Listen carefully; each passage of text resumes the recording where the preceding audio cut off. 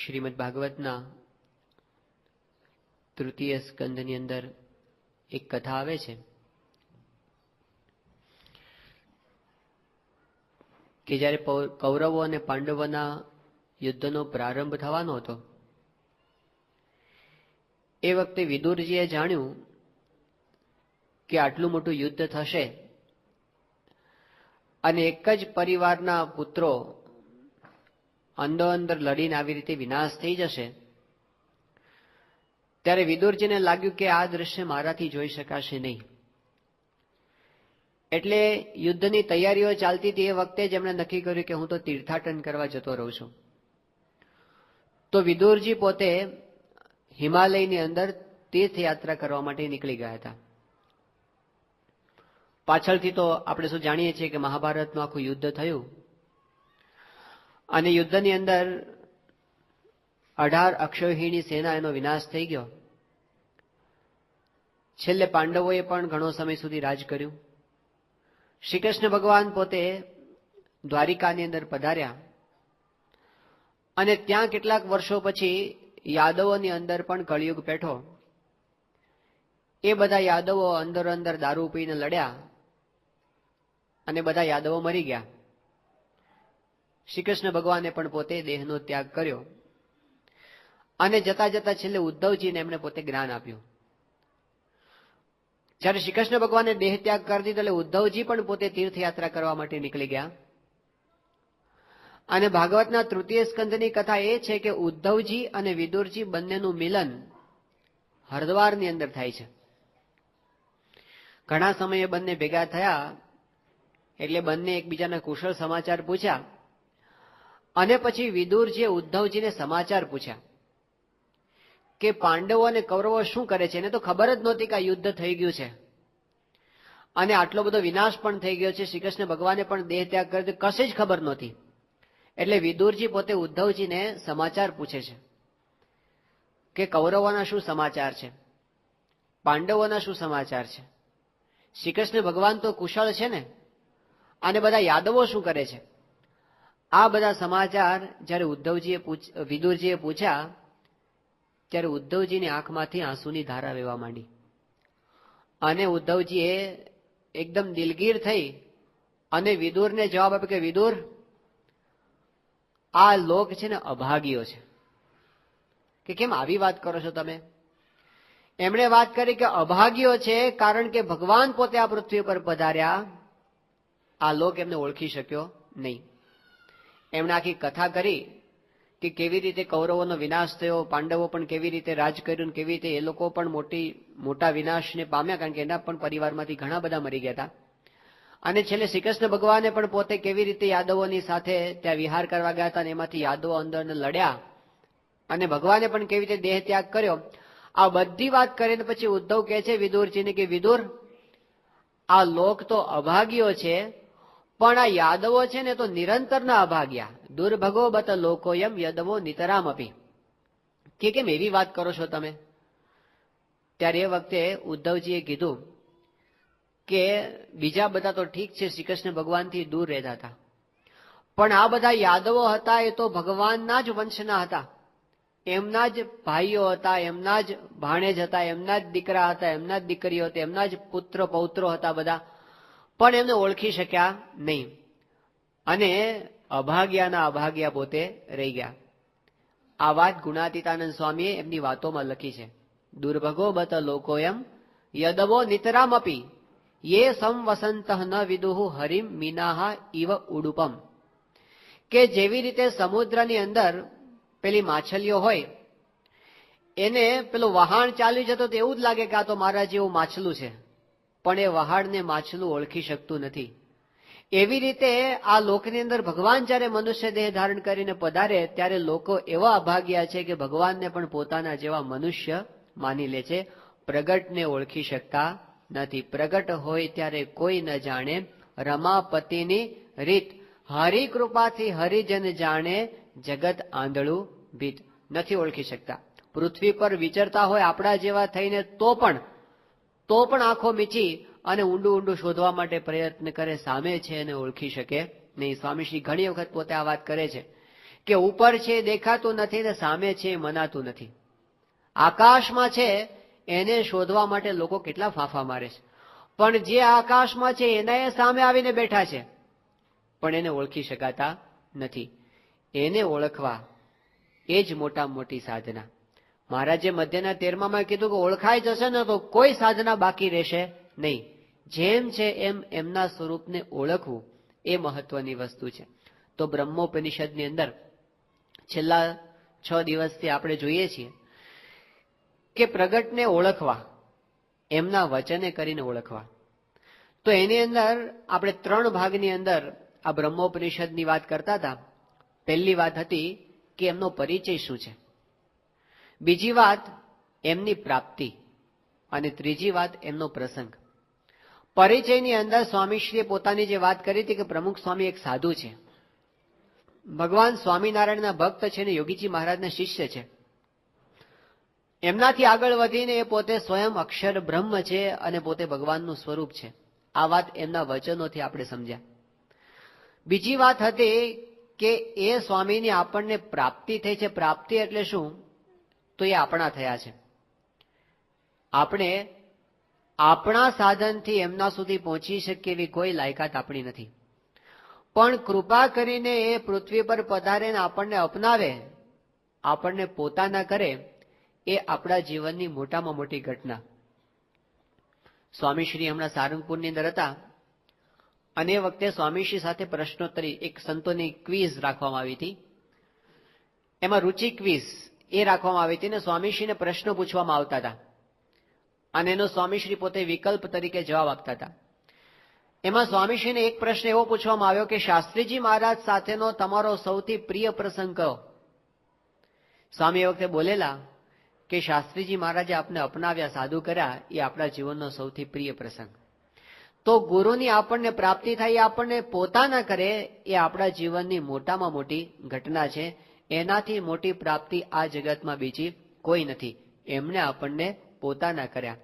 ક્યાં તમે ને નાથ ક્યાં અમે રે, કાંઈ કહ્યામાં નાવે વાત રે વારી જાઓ વાણ. તમે ક્યાં ને અમે ક્યાં, કોઈ રીતે મેળ બેસે એવો નથી, પણ તમે કૃપાએ કરીને અમારા થયા છો. કેવી રીતે ખબર પડે આપણા થયા છે? તો એ આપણી ચિંતા કરે છે. એમને આપણી ચિંતા રહ્યા કરે છે કે કેમ કરીને આ બધા સુખી થાય. ત્યારે સમજવું કે એમને આપણને પોતાના માન્યા છે. સાધારણ રીતે એમની સ્થિતિ સામે જ્યારે જોઈએ તો આ લોક તો એમની દ્રષ્ટિમાં કાંઈ જ નથી. સ્વામીશ્રી અમદાવાદમાં પધારેલા અને એ વખતે બાપાનો નવો ઉતારો તૈયાર થઈ ગયો હતો. અત્યારે છે એની પહેલા ઉતારો હતો. અક્ષરપીઠનું જે મકાન છે એમાં 4થા માળે બાપાનો ઉતારો તૈયાર કર્યો હતો. અને પુરુષોત્તમ ચરણ સ્વામી છે, અત્યારે નવસારીમાં રહે છે, બધા પીસી સ્વામી કહે છે. એમણે આ મકાન, આ બિલ્ડિંગ બાંધવાની અંદર એમને બહુ મોટો ભાગ ભજવ્યો હતો. એટલે બધા એ મકાનને પીસી ભુવન કહેતા હતા મજાકની અંદર. એટલે સ્વામીશ્રી જયારે એક વખત સભામાંથી જતા હતા પોતાના ઉતારા તરફ, 3-4 દિવસથી જ સ્વામી ઉતારામાં રહેવા ગયા હતા. એટલે એક સંતે સ્વામીને પૂછ્યું કે સ્વામી આ પીસી ભુવન તમને કેવું લાગે છે, અંદર ફાવે છે કે નહીં? ત્યારે સ્વામી કે અમે તો આ મકાનની અંદર રહેતા જ નથી, અમે તો નિરંતર અક્ષરધામમાં જ રહીએ છીએ, અહીં રહેતા નથી. આપણને દેખાય છે, દર્શન આપે છે અહીંયા, પણ પોતે તો નિરંતર ભગવાનની સાથે રહે છે. આ લોક એમની નજરમાં નથી. મહારાજે મધ્ય 13મા વચનામૃતમાં કીધું કે આ સભા અમને દેખાતી નથી, ઓસરી દેખાતી નથી, દરબાર દેખાતો નથી, અમે તો નિરંતર અક્ષરધામમાં બેઠા થકા જ બોલીએ છીએ અને તમે પણ બધા ત્યાં બેઠા છો એમ હું તમને દેખું છું. તો એ પોતે આ લોકમાં રહેતા જ નથી, નિરંતર અલૌકિક દ્રષ્ટિએ યુક્ત વર્ત્યા કરે છે. અને આપણા પ્રશ્નો કેવા બધા? આપણા તો બધા દેહભાવ વાળા પ્રશ્નો. જ્યારે જઈએ ત્યારે સ્વામી પાસે આપણી વાત શું હોય કે સ્વામી આ દીકરાના લગ્ન નથી થતા, અથવા તો દીકરી ઘરે પાછી આવી છે, અથવા તો ધંધામાં ઠેકાણું પડતું નથી, અથવા નોકરી છૂટી ગઈ છે. આવા આપણા પ્રશ્નો સ્વામી પાસે હોય છે. સ્વામી ઉપર એક યુવકનો કાગળ આવ્યો હતો અને એને સ્વામીને વાત કરી. હવે એવો વિચિત્ર કાગળો હોય છે ને સ્વામી પાસે. એને સ્વામીને વાત કરી કે સ્વામી મને ગઈકાલ રાત્રે એક સપનું આવ્યું હતું, એવું કાગળમાં એમણે લખ્યું. અને વાત કરી કે એમાં એવું છે કે સલમાન ખાન નામનો એક એક્ટર છે ફિલ્મનો, અને એને છે ને અમુક બહુ પ્રસિદ્ધ એક્ટ્રેસ છે, એની સાથે એના લગ્ન થાય એવું મને સપનું આવ્યું કાલ રાત્રે. તે મારે તમને પ્રાર્થના એ કરવાની, બાપા ગમે તેમ કરીને એ લગ્ન તમે અટકાવો, કારણ કે મારે એની સાથે લગ્ન કરવા છે. હવે આવા અક્કલ વગરના કાગળો સ્વામી પર લખનારા પણ હોય છે, અને સ્વામી પોતે શાંતિથી આ બધા પ્રશ્નો સાંભળે છે.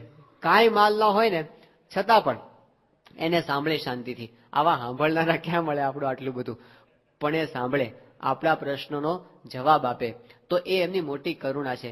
તો આપણા તો બધા વ્યવહારિક પ્રશ્નો રહેવાના, પણ સ્વામીશ્રી આપણને પોતાના માનાથી કેટલી બધી સંભાળ લે છે, આપણા સાધારણ પ્રશ્નોની પણ. સ્વામીશ્રી ત્યાં રાજકોટની અંદર પધારેલા, આથી 25 વર્ષ પહેલાનો પ્રસંગ છે. એ વખતે ત્યાં રાજકોટની અંદર પારાયણ રાખવામાં આવી હતી અઠવાડિયાની, અને સ્વામીશ્રી બહુ વ્યસ્ત હતા એ દિવસો દરમિયાન. રાજકોટના એક હરિભક્ત છે શંભુસિંહ જાડેજા, બહુ સામાન્ય નોકરી બેંકમાં એ વખતે એમની હતી. એટલે એમણે બાપાને વાત કરી કે સ્વામી, હમણાં એક નવું મકાન લેવાનો મારો વિચાર છે, પણ પેલા છે ને આપ એ મકાન જોઈ લો. આપ જો એ મકાનને પસંદ કરો, હા પાડો ને, પછી જ એ મકાન મારે ખરીદવું છે. તો સ્વામી કે હશે અનુકૂળતા એ હું તમને વાત કરીશ, એટલે આપણે તમારું મકાન છે જોઈ આવશું. હવે આ બાજુ પારાયણ ચાલુ થઈ ગઈ. એ દરમિયાન એવું થયું કે શંભુસિંહને પોતાને બેંકની ટ્રેનિંગનો પ્રોગ્રામ હતો, એટલે એમને રાજકોટથી ભાવનગર અઠવાડિયા માટે જવું પડે એમ હતું. એટલે એ તો જતા રહ્યા ભાવનગર. 3-4 દિવસ પછી સ્વામીશ્રીને થોડોક વચ્ચે ગાળો મળ્યો, એટલે સ્વામી યાદ કર્યું. સ્વામી કે શંભુસિંહ ક્યાં ગયા, બોલાવો એમને. તો બોલાવા કે શંભુસિંહ જો હાજર હતા નહીં. તો સ્વામી કીધું આપણે એમનું પેલું ઘર જોવા જવાનું હતું. સ્વામી કે એમનો દીકરો છે હિતેન્દ્રસિંહ, એને બોલાવો. હિતેન્દ્રસિંહ એ વખતે બહુ નાના, 10 વર્ષની ઉંમરના હશે. સ્વામી કે એને બોલાવો. એ છોકરો આવી ગયો ત્યાં. એટલે સ્વામીશ્રી એ વખતે હિતેન્દ્રસિંહને કીધું કે તમારે પેલું નવું મકાન લેવાની વાત ચાલે છે, એ તે જોયું છે, ક્યાં છે? એ કે હા બાપા મેં જોયું છે. સ્વામી કે હાલ બેસ જા મારી સાથે. એને ગાડીમાં પોતાની સાથે બેસાડ્યો, અને સ્વામી પોતે જે ઘરમાં જવાનું હતું ને એ ઘરે ગયા. એ ઘરમાં તો બીજા કોઈ ભાડુઆત હજી રહેતા હતા, કારણ કે મકાન તો હજી ખરીદ્યું નહોતું. પણ એ વખતે સ્વામી પોતે ઉતર્યા, અને બધા અંદર જે બહેનો હતા એને આગા પાછા કરીને સ્વામી આખું મકાન એક કે એક ઓરડો જોયો, બધા બારણા જોયા, ફર્નિચર જોયું, મકાનની કન્ડિશન જોઈ, ઉપરનું છત જોયું કેવું છે બધું, સંડાસ બાથરૂમ કેવા છે એ બધું સ્વામી ફરીને જોયું. પછી સ્વામી ત્યાં ફળિયાની અંદર પેલી પાણીની ડંકી જોઈ ગયા, ડંકી હોય ને ચલાવવાની.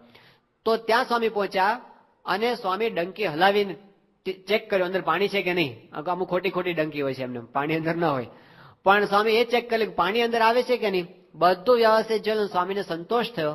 પછી સ્વામી ગાડીમાં બેસી અને પાછા ઉતારે આવી ગયા. 2 દિવસ પછી શંભુસિંહ આવ્યા, ત્યારે સ્વામી એમને કીધું કે અમે ઘર જોઈ લીધું, બધું બરાબર છે, તમે ખરીદી લીધું, એમાં કાંઈ વાંધો નથી. પણ કેટલો રસ કે હરિભક્ત આ ઘરની અંદર રહેવાના છે, તો એ ઘર વ્યવસ્થિત હોય અને એમને અનુકૂળ આવે એવો બધો વિચાર સ્વામી નાનો કરે છે. તો આ એ પોતાની આધ્યાત્મિક સ્થિતિથી કેટલા નીચા ઉતરીને આપણી સાથે વર્તતા હશે, ત્યારે આ બધું થઈ શકે. વર્ષો પહેલા સ્વામીશ્રી પોતે ત્યાં અમદાવાદ પધારેલા, અને ત્યાંથી આગળ નીકળી જવાના હતા. એ વખતે રામચંદ્રભાઈ બારોટ એ પોતે ત્યાં સેટેલાઇટ વિસ્તારમાં રહેતા હતા. એમની ઈચ્છા હતી કે સ્વામીશ્રી મારે ત્યાં પધારે, પણ એની તો કોઈ શક્યતા જ નહોતી. પધરામણીઓ તો બધી બંધ થઈ ગઈ હતી એ વખતે. પણ એમને અંતરમાં એમની નાના પત્નીની ઈચ્છા મનમાં રહ્યા કરતી હતી. હવે એ દરમિયાન સ્વામીશ્રી પોતે અમદાવાદથી નીકળીને આગળ જતા હતા, અને એ વિસ્તારમાંથી નીકળ્યા ને ત્યાં જ સ્વામીએ કીધું કે મારે નાવા જવું પડશે. એટલે કે હવે ક્યાં જવું? સ્વામી કે આ રામચંદ્રનું ઘર છે ત્યાં લઈ લો. તેમના ઘરે ગાડી લેવડાવી. એમને તો અચાનક ઓચિંતાના સ્વામી પોતાના એટલે એકદમ રાજી થઈ ગયા કે બાપાએ અમારો સંકલ્પ પૂરો કરવા માટે જ આ ઊભું કર્યું છે. એટલે એમના ઘરની અંદર નાનું પેલું 3x3 નું નાનું સંડાસ હતું, એ સાફ કરી નાખ્યું. અને સ્વામીને કીધું બાપા આપ જઈ આવો ત્યાં. સ્વામી અંદર ગયા, અને હજી તો અંદર પહોંચ્યા ને સ્વામી પાછા બારણું ખોલી નાખ્યું. સ્વામી કે રામચંદ્ર અહીંયા આવો. એટલે રામચંદ્રભાઈ ત્યાં આવ્યા કે શું બાપા શું કામ છે? એટલે સ્વામી અંદર ઉભા હતા, પેલા બહાર ઉભા હતા, વચ્ચે બારણું ખુલ્લું હતું. સ્વામી કે આપણે ત્યાં બોચાસણની અંદર પેલા જીકે સ્વામી છે. જીકે સ્વામી બહુ સંનિષ્ઠ હરિભક્ત, સમર્પિત હરિભક્ત હતા, અને આજીવન એમણે મંદિરની ખૂબ સારી સેવા કરેલી. તો સ્વામી એમને યાદ કરીને સ્વામી કે જીકે સ્વામી છે બોચાસણની અંદર, અને એમનો એક જમીનનો કેસ અટવાયેલો છે. અને સ્વામી કે બધું એમણે પૈસા કલેક્ટરમાં ભરી દીધા છે, બધું થઈ ગયું છે, પણ એના નામે આ બધું થતું નથી, અને આટલું કરવાનું છે. સ્વામી આખો કેસ એને સમજાવવા માંડ્યા. રામચંદ્ર બારોટ પોતે એ વખતે સચિવાલયમાં હતા, અને એમની ઓળખાણો હતી. એટલે એમણે કીધું તમારે છે ને આ કામ પતાવી દેવાનું છે. તો એમણે રામચંદ્રભાઈ કીધું કે સ્વામી તમે પેલા તમારી ક્રિયા બધી પતાવી દો, હું તમને પછી નિરાતે મને કહેજો, અત્યારે એટલી બધી શું ઉતાવળ છે? સ્વામી કે હું પાછો ભૂલી જાઉં તો એટલે સાંભળ બધું. એટલે સ્વામી અંદર ઉભા રહ્યા, પેલા બહાર ઉભા. સ્વામી આખો કેસ વ્યવસ્થિત રીતે સમજાવો 5-10 મિનિટ સુધી. તો આ સ્વામીની હરિભક્તોના વ્યવહારમાં રસ લેવાની જે રીત છે ને, આ બીજે ક્યાંય જોવા મળશે નહીં. હરિજન સંગાથે કીધી સાચી સગાઈઓ રાજ, એ આપણા સાચા સગા થયા છે. એ વિના આવી વાતમાં કોણ રસ લે? નાની નાની વાતની અંદર કેમ આપણી ચિંતા કરે છે? પોતે સ્વામીશ્રી પોતે ત્યાં અલ્હાબાદ પધારેલા 1986ની સાલમાં. એ વખતે ત્યાં આગળ પાંડુરંગ શાસ્ત્રીજી એક મોટું અધિવેશન કર્યું હતું, અને એમાં સ્વામીશ્રીને આગ્રહપૂર્વક આમંત્રણ આપ્યું કે પધારો. સ્વામી ત્યાં પોતે સંતો અને હરિભક્તોના સંઘ સાથે પધાર્યા હતા. દિલ્હીથી બાબતે અલ્હાબાદ પહોંચ્યા હતા. તો એ વખતે અલ્હાબાદમાં તો આપણે કોઈ સત્સંગી નહીં અને કોઈ રહેવાનું સ્થાન નહીં, એટલે એક જગ્યાએ ધર્મશાળા જેવું હતું, એમાં જ બાપાનો ઉતારો હતો. હવે ત્યાં આગળ તો બીજી કોઈ વ્યવસ્થા ન મળે, એટલે ઠાકોરજી માટે અને સંતો હરિભક્તો અને બાપા બધા ભેગા હતા, એટલે એ લોકો માટે દિલ્હીથી હરિભક્તોએ પેલો નાસ્તો ભેગો બાંધી આપ્યો હતો કે 4-5 દિવસ સુધી ત્યાં બહાર રહેવાનું થાય તો ત્યાં ક્યાં બીજો કઈ મેળ પડે, એટલે નાસ્તો બધો કોરો નાસ્તો ભેગો બાંધી આપ્યો હતો કે ત્યાં કામ લાગે. હવે એ દરમિયાન સ્વામીશ્રી ત્યાં ઉતર્યા હતા જે ઉતારામાં, અને ત્યાં ઉતારામાં જ બાપા હતા. એ દરમિયાન એવું બન્યું કે સૌરાષ્ટ્રની અંદર ગરડાની બાજુમાં નાની વાવડી નામનું ગામ છે, ત્યાંથી એક બસ, યાત્રાની બસ, એ તીર્થયાત્રા કરવા માટે, 4 ધામની યાત્રા કરવા માટે નીકળતી હતી. તો એમાં આપણા 2-4 હરિભક્તો જે ગામની અંદર હતા એમને પણ થયું કે ચલો જાત્રા થાય છે, આપણે બસ ભેગા જાત્રામાં જઈ આવીએ. એ બીજા તો કોઈ સત્સંગી નહોતા, 3-4 સત્સંગી બસની અંદર પોતે ભેગા જોડાયા યાત્રામાં. હવે જયારે યાત્રા ગોઠવાયેલી ત્યારે પેલા બસના માલિકે, જે એનો કોન્ટ્રાક્ટર હોય, એને એવું કીધું હતું કે તમારી બધાની જમવાની વ્યવસ્થા હું કરીશ, એટલે કે રસોઈ બનાવીને બધાને જમાડીશ. પણ રસ્તાની અંદર કોન્ટ્રાક્ટર ફરી ગયો, એ કે હવે આપણાથી કઈ વ્યવસ્થા થઈ શકશે નહીં, અને હું તો કઈ રસોઈ નહીં બનાવી દઉં, તમારે હું હોટેલ પાસે ઉભી રાખીશ બસ, અને જેને હોટેલમાં જે ખાવું એ ખાઈ લે. હવે બીજા બધા તો હોટલની અંદર ખાઈ લે, હરિભક્તો બિચારા, એને તો નિયમ આપણે બહારનું ખવાય નહીં, ડુંગળી લસણ વાળું ખવાય નહીં, એટલે શું કરવું? એટલે એને તો બધા બહુ તકલીફ પડવા માંડી ખાવા પીવાની અંદર. પછી કઈક કેળા ખાઈ લે, સફરજન ખાઈ લે, સિંગ ચણા ફાકી લે, આવી રીતે પોતે દિવસો કાઢતા હતા. એમ કરતા કરતા એ લોકોની યાત્રાની બસ અલ્હાબાદ પહોંચી, અને ત્યાં આગળ એ લોકોએ ઉતારો કર્યો, અને ત્યાં પાંડુરંગ દાદાનું અધિવેશન ચાલુ હતું, એ પણ બધાને ખબર પડી. અને એમાં કોઈક એવા સમાચાર આપે કે પ્રમુખ સ્વામી મહારાજ પણ એ પધાર્યા છે અત્યારે. એટલે હરિભક્તોને તો સ્વામી આવ્યા છે, તો ચલો આપણે બાપાના દર્શન કરવા માટે જઈએ. એટલે ઉતારો શોધતા શોધતા શોધતા એ લોકો બાપાના ઉતારે પહોંચી ગયા, અને ત્યાં સ્વામીએ હરિભક્તોને જો, એટલે બાપા એકદમ રાજી થઈ ગયા. સ્વામી કે તમે અહીં ક્યાંથી? એટલે હરિભક્તોએ બધી વાત કરી કે સ્વામી અમે તો યાત્રા કરવા માટે નીકળ્યા છીએ, અને આવી રીતે 4 ધામની યાત્રા છે, અને અમારી બસ અત્યારે ફરતી ફરતી અહીં આવી છે. તો સ્વામી કે કેટલા દિવસથી નીકળ્યા છે? એટલે એમ કે સ્વામી આટલા દિવસથી નીકળ્યા છે. બાપા કે કેમ, યાત્રામાં બધું સારું છે ને, કઈ તકલીફ તો નથી પડતી ને? આવું સ્વામી હરિભક્તોને પૂછ્યું. એટલે હરિભક્તોએ સાધારણ રિપોર્ટિંગ કરવા માટે, હરિભક્તોની કઈ અપેક્ષા તો નહોતી, પણ એમણે સહેજે સહેજે કીધું બાપા બીજી તો કઈ તકલીફ નથી, પણ આ ખાવાની તકલીફ છે. સ્વામી કે શું તકલીફ છે? કે તકલીફ એવી છે કે આ છે ને અમારો કોન્ટ્રાક્ટર ફરી ગયો છે, અને એ હવે રસોઈ કરતો નથી, એટલે હવે અમારે તો છે ને બધું બહાર ગમે તેવું ખાવું પડે છે, અને આચર કુચર ખાઈને અમે પૂરું કરીએ છીએ. આ વાત જ્યાં સ્વામીએ સાંભળીને સ્વામી થોડા વિચારમાં પડી ગયા. એટલે સ્વામીએ બાજુની અંદર જે સંત હતા ને એનું સામું જોયું. એટલે પેલા સંતે બીજી બાજુ જોયું. ખબર હતી કે આમાં આપણે આ ઘર થોડું છે આપણું, આપણે મહેમાન થઈને ગયા છે ને આપણે શું વ્યવસ્થા હરિભક્તોની કરી શકીએ ત્યાં આગળ. પણ સ્વામી કઈ છોડે એમ હતા નહીં. સ્વામી કે આપણી પાસે શું શું છે? એટલે એમણે કીધું બાબા આપણી પાસે અત્યારે કાંઈ જ નથી.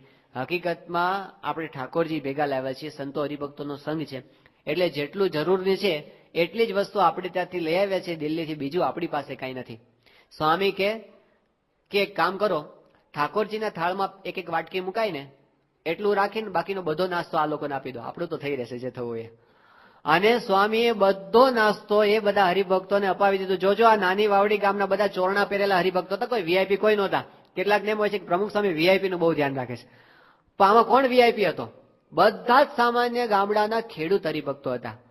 પણ સ્વામીને થયું કે આ લોકોની પાસે કાંઈ નથી, ચલો આપણે એમની વ્યવસ્થા કરી દઈએ. તો એ આપણા થયા છે ને એટલે આવી ચિંતા એમને થાય છે, ને બધું સ્વામી અપાવી દીધું. બાપા અટલાદરાની અંદર હતા, અને વખતે એક રઢુના હરિભક્ત સ્વામીશ્રીને મળવા માટે આવ્યા હતા. એનું નામ તુલસીભાઈ, શાસ્ત્રીજી મહારાજના વખતના હરિભક્ત. હવે સ્વામીશ્રી પાસે મળવા માટે આવ્યા, ના જૂના હરિભક્તોને બધી માંડીને વાત કરવાની ટેવ, એટલે એમણે બધી સ્વામીને વાત કરી. બાપા હમણાં મેં ઓપરેશન કરાવ્યું મોતિયાનું.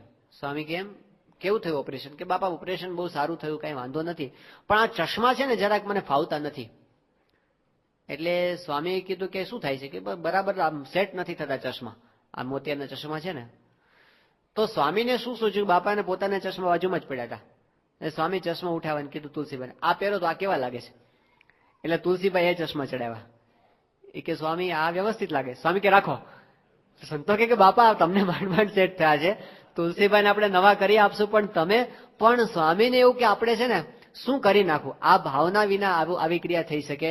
એમને એમ છે કે હું કંઈક કરી નાખું, હું કંઈક કરી નાખું હરિભક્તો માટે, કેમ કરીને એના પ્રશ્નોનું સમાધાન કરી દઉં, કેમ કરીને ભક્તો બધા સુખિયા થાય. સ્વામીશ્રી ત્યાં સાઉથ ઇન્ડિયાના વિચરણની અંદર હતા 1990ની સાલમાં. એ વખતે અમદાવાદના એક હરિભક્તે બાપા ઉપર કાગળ લખ્યો, ચીમનભાઈ વાળંદ. ચીમનભાઈ વાળંદ પોતે સામાન્ય લેબોરેટરી ટેકનિશિયન તરીકે ત્યાં નોકરી કરે અમદાવાદની અંદર સરકારી લેબોરેટરીમાં. એટલે બન્યું તેવું એમણે બાપાને કાગળ લખ્યો કે સ્વામી અહીંયા આગળ હું લેબ ટેકનિશિયન તરીકે નોકરી કરું છું, પણ અહીંયા આગળ પ્રશ્ન મારે એવો ઉભો થયો છે કે મારા સ્ટાફના અમુક લોકોએ કંઈક ખોટી કાન બંબેરણી કરી અને મારી બદલી છેક થાન, સુરેન્દ્રનગર બાજુમાં થાન નામનું ગામ છે, ત્યાં મારી બદલી કરી નાખી છે. હવે એવા ઠેકાણાની અંદર કઈ સત્સંગ નહીં, મારા કોઈ પરિવારના સભ્યો નહીં, કઈ મંદિર નહીં, સંતોનો યોગ નહીં, અને મારી વગર વાંકે આવી રીતે બદલી થાય છે, તો કૃપા કરો ને આ બદલી અટકે એવી કૃપા કરો, આશીર્વાદ આપો. આ કાગળ સ્વામીને ત્યાં દક્ષિણ ભારતમાં વિચરણ કરતા તે વખતે મળ્યો હતો. સ્વામી આ કાગળ વાંચ્યો અને બાપા એનો જવાબ પણ એ વખતે લખી નાખ્યો હતો કે અમે પ્રાર્થના કરીએ છીએ. પછી ત્યાર પછી આખું દક્ષિણ ભારત ફરતા ફરતા ફરતા કેટલાય અઠવાડિયા પછી સ્વામી પોતે ગુજરાતની અંદર આવ્યા અને ત્યાં અડલાદરાની અંદર એ વખતે યોગી જયંતિનો ઉત્સવ હતો. મોટા મોટા મહાનુભાવો પણ એ વખતે સભાની અંદર આવ્યા હતા અને એ વખતના ગુજરાતના હેલ્થ મિનિસ્ટર આવ્યા હતા. તો સ્વામીશ્રી પોતે સભાની અંદર બધા પ્રવચનો થઈ ગયા, બધું હારતોરા થઈ ગયા, બધું પૂરું થઈ ગયું. સભા પૂરી થઈને વિદાય લેતા હતા ને પેલા હેલ્થ મિનિસ્ટર, તો સ્વામી એમને પોતાની પાસે બોલાવ્યા. એમને તો બાપાને કેમ અત્યારે બોલાવ્યા છે સ્વામી પાસે, કે જે સ્વામી કર્યા. સ્વામી કે અમારે તમારું એક કામ છે. એ બાપા બોલો શું કામ છે? સ્વામી કે અમારા એક હરિભક્ત છે, અમદાવાદની અંદર રહે છે, ચીમનભાઈ વાળંદ એનું નામ છે, સરકારી લેબોરેટરીમાં ટેકનિશિયન તરીકે નોકરી કરે છે, એની ખોટી રીતે બદલી થાય છે, તો તમારે છે ને બદલી અટકાવવાની છે. પેલો વિચારમાં પડી ગયો, હું ગુજરાતનું હેલ્થ મિનિસ્ટર અને આ આટલા મોટા ધર્મગુરુ એક સામાન્ય લેબોરેટરીના ટેકનિશિયન માટે મને ભલામણ કરે છે. એ કે હા બાપા આપ ચિંતા ન કરશો, હું કરી નાખીશ. અને એ પછી સ્વામીશ્રી પોતે ત્યાંથી વિદ્યાનગર આવ્યા અને એ વખતે યુવક મહોત્સવ હતો. 20,000 યુવકો બધા ભેગા થયા હતા, દેશના અને પરદેશના, આંતરરાષ્ટ્રીય યુવા મહોત્સવ. અને મોટા મોટા નેતાઓ લાલકૃષ્ણ અડવાણીજી એ વખતે આવ્યા હતા. પછી એ વખતે મોટા મોટા શું કે ભારતના ઉપરાષ્ટ્રપતિ હતા શંકરદયાળ શર્મા, એ પણ ત્યાં આગળ આવ્યા હતા.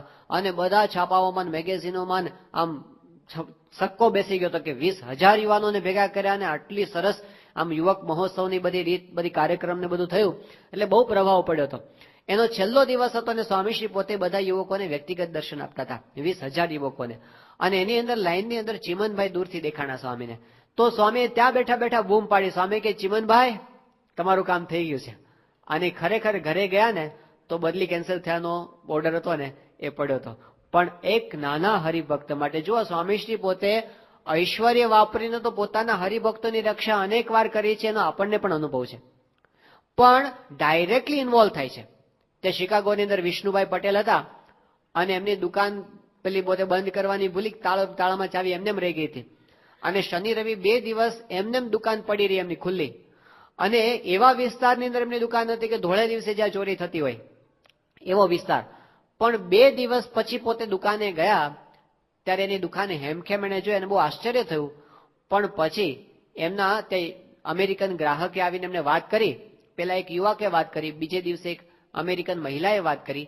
બંને એક સરખી વાત કરી કે તમારી દુકાન પાસે એક સિક્યુરિટી ગાર્ડને અમે 2 દિવસથી જોઈએ છે. ગઈકાલે પણ હતા, પરમ દિવસે પણ હતા, ભગવા કસ્તો પહેરાતા અને હાથમાં માળા હતી. એને થયું આવા કોણ સિક્યુરિટી ગાર્ડ હશે?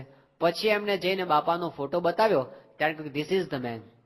આ જ પુરુષ હતા કે જે તમારી દુકાનની રક્ષા કરતા હતા. એને બાપાને આભારનો કાગળ, બાપા અમે તમને ભૂલી જઈએ છીએ, તમે ભારત રહ્યા અમારી દુકાનોની રક્ષા અહીં બેઠા બેઠા કરો છો. તો આવી રીતે ઐશ્વર્ય વાપરીને તો ભક્તોની અનેક વાર રક્ષા કરી છે સ્વામીએ, પણ ડાયરેક્ટલી ઇન્વોલ્વ થાય છે હરિભક્તોના પ્રશ્નોની અંદર, હરિભક્તોના વ્યવહારિક સમસ્યાઓની અંદર. એ શું બતાવે છે? એમને આપણા પ્રત્યે હેત છે. મુંબઈની અંદર આપણા એક હરિભક્ત છે, પાર્લાની અંદર રહે છે, દિલીપભાઈ પટેલ એનું નામ છે, નિષ્ઠાવાન ભક્તરાજ, અને કોન્ટ્રાક્ટર તરીકેનું કામ કરે, બિલ્ડિંગ બનાવવાનું. એમને ત્યાં ગણેશપુરીની અંદર મુક્તાનંદ બાબાનો આશ્રમ છે, એની અંદર જે કંઈ કન્સ્ટ્રક્શન થતું હતું એનો કોન્ટ્રાક્ટ એમને મળ્યો હતો. હવે એમાં થયું તો એવું કે એને કામ તો બધું પૂરું કરી દીધું, પણ એને ત્યાંથી પેમેન્ટ નહોતું મળતું એ આશ્રમમાંથી. એટલે એને લીધે પૈસા એને ફસાઈ ગયા હતા અને રોકાણ અટકી જાય એટલે ધંધો આગળ સર્ક્યુલેશન થાય નહીં. તો બાપા એ દિવસોની અંદર મુંબઈ પધાર્યા ત્યારે સ્વામીશ્રીને મળવા માટે દિલીપભાઈ ગયા હતા અને એમણે સ્વામીને વાત કરી કે સ્વામી હમણાં આવો પ્રશ્ન થયો છે અને આવી રીતે મેં બધા મકાન તો બનાવી દીધા છે આશ્રમના, પણ આ ગણેશપુરી આશ્રમ તરફથી મને આવી રીતે પેમેન્ટ પાછું મળતું નથી, એટલે એ મોટી ચિંતા છે. તો સ્વામી એ વખતે એમને આશીર્વાદ પણ આપ્યા હતા કે હવે મહારાજને પ્રાર્થના કરશું સારું થઈ જશે. હવે એ દરમિયાન એવું બન્યું કે એ જ દિવસો દરમિયાન આ મુક્તાનંદ બાબાના શિષ્ય જે નિત્યાનંદ બાબા એ વખતે પોતે ગુરુપદે હતા, તો એ બાપાને મળવા માટે ખાસ આવ્યા હતા દાદર મંદિરે. તો આખો ત્રીજે માળે આપણે પહેલે માળે જે આપણો સભા મંડપ છે ત્યાં બહુ સરસ સભા થઈ અને બધું પૂરું થઈ ગયું સભા ને બધું પ્રવચન ને સભા વિખરાઈ ગઈ. પછી સ્વામી એમને કીધું કે તમે આવો ઉપર. 5મે માળે એમને લઈ ગયા બાપા પોતાના ઉતારામાં અને પછી બેસાડ્યા અને બીજી થોડી વાત થયા પછી સ્વામી ડાયરેક્ટલી એમને વાત કરી. સ્વામી કે અમારે એક હરિભક્ત છે દિલીપભાઈ પટેલનું નામ છે અને એને તમારા આશ્રમની અંદર આવી રીતે મકાન બાંધ્યા છે, પણ તમે છે ને એનું પેમેન્ટ ચૂક્યું નથી, ચૂકવી દેજો. આવું કહેવાય? એક ધર્મગુરુ બીજા ધર્મગુરુને આવી વ્યવહારની વાત કરે, હરિભક્તના વ્યવહારની.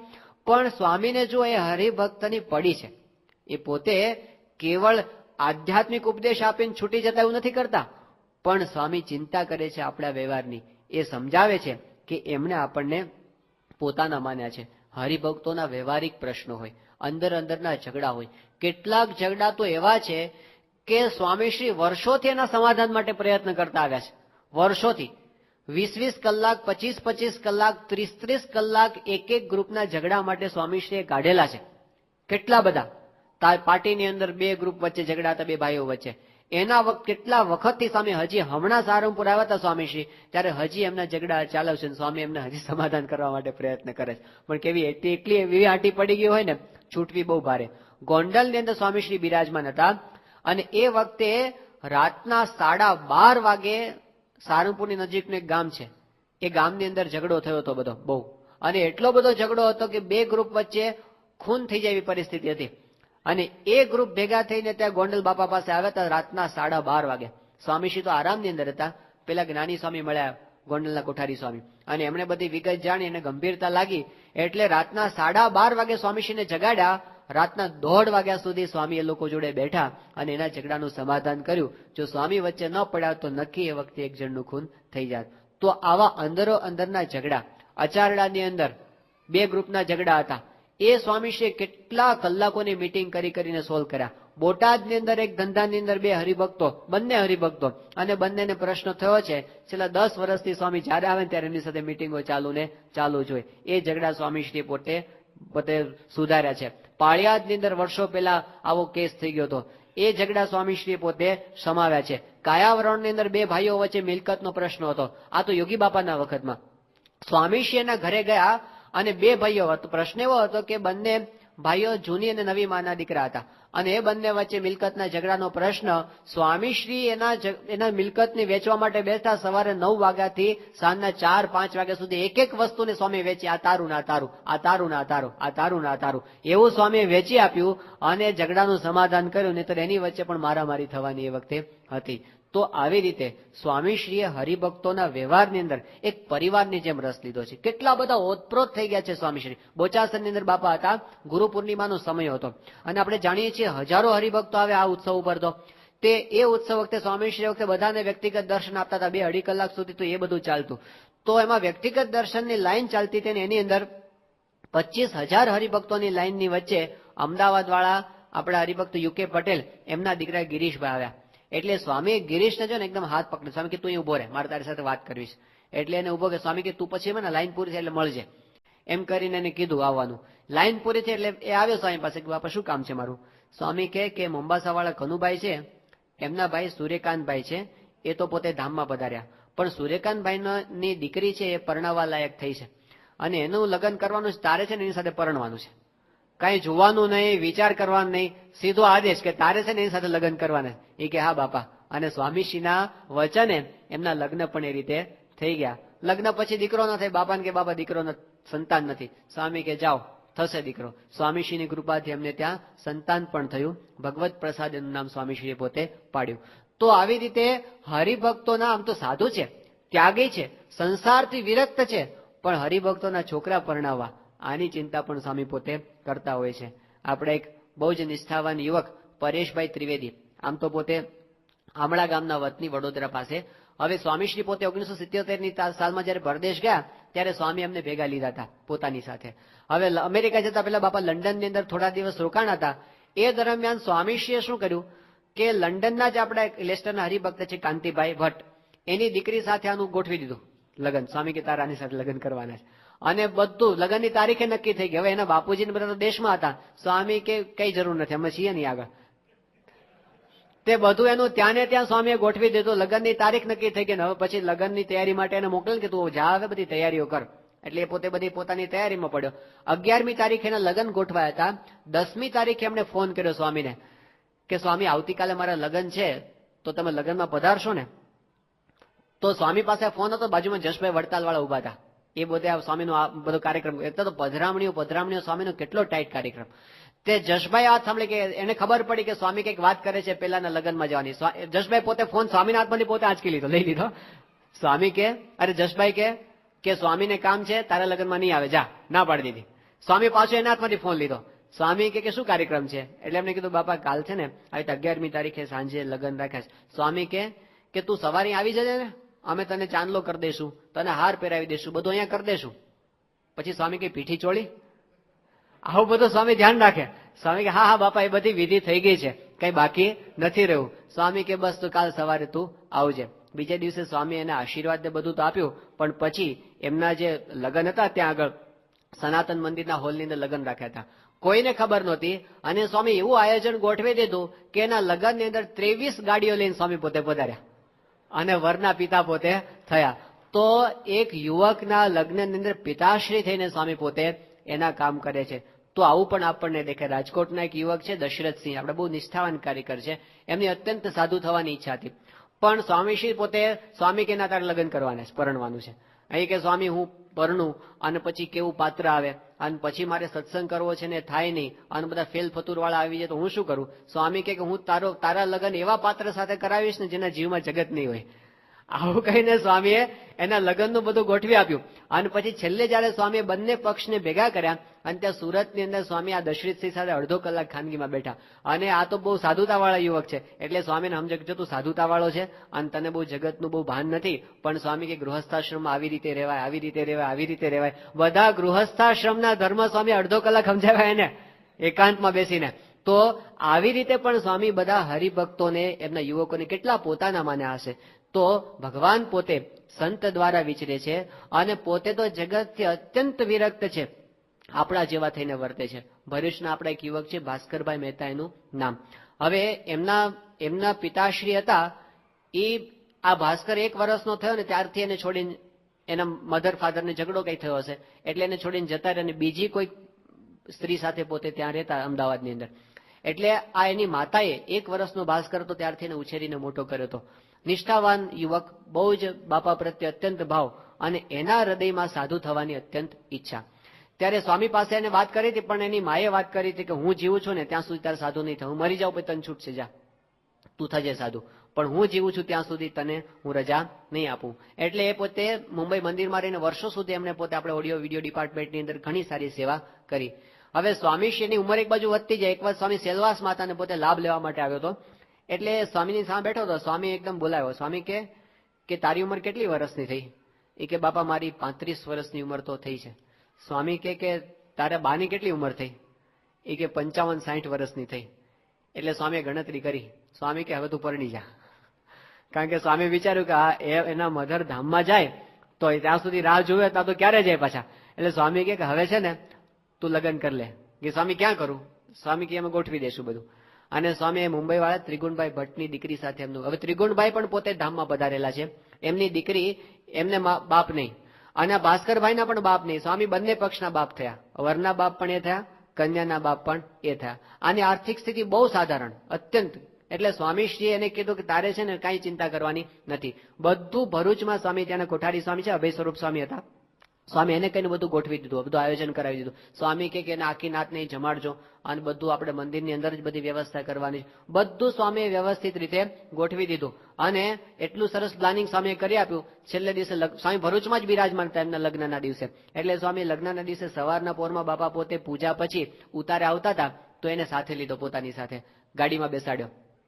અને ત્યાં ઉતારે પહોંચીને સ્વામીએ કીધું કે જો આ અમે તારી જાનમાં આવી ગયા ને એમ તારે સમજવાનું. પછી સ્વામી એના માટે સ્વામીએ સંતોને કીધું, ઠાકોરજીને સાફો બાંધો છો ને, આને સાફો બાંધી આપો. એટલે એના લગ્નનો સાફો સ્વામીએ પાછો બંધાવ્યો. પછી એની સાથે સ્વામી પાછા ફોટા પડાવ્યા, એ બધું કર્યું. અને પછી લગ્ન માટે મોકલ્યો. એના લગ્ન પૂરા થયા અને જયારે બાપા પાસે જયારે પાછો આવ્યો ત્યારે સ્વામી એકદમ ભેટી પડ્યા એને.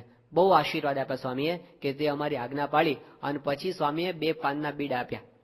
પેલું પાનના ઠાકોરજીના પાનના બીડા હોય ને, સ્વામી આપ્યા 2. સ્વામી કે જો 2 છે એમ કરીને પાછા 2 પાનના બીડા આપ્યા અને આશીર્વાદ આપ્યા. અને પછી એ વખતે એમના પિતાશ્રી ત્યાં સ્વામીને મળવા માટે આવ્યા હતા. એકદમ ધ્રુસકે રડી પડ્યા. એમને બહુ પસ્તાવો હતો. એમણે કીધું, બાપા હું તો મારા છોકરાને મૂકીને જતો રહ્યો હતો, પણ તમે મારા દીકરાનું કેટલું બધું ધ્યાન રાખ્યું અને કેવા સંસ્કાર તમે આ દીકરાને આપ્યા. તો આવી રીતે એક હરિભક્તના છોકરાના પરણાવવાના સંસ્કાર, એની અંદર પણ સ્વામી કહે ને જન્મથી માંડીને અંત્યેષ્ટિ સંસ્કાર સુધી, છેક સુધી અસ્થિ પધરાવા સુધી પણ આપણી સાથે પોતે ભેગા ને ભેગા રહે છે.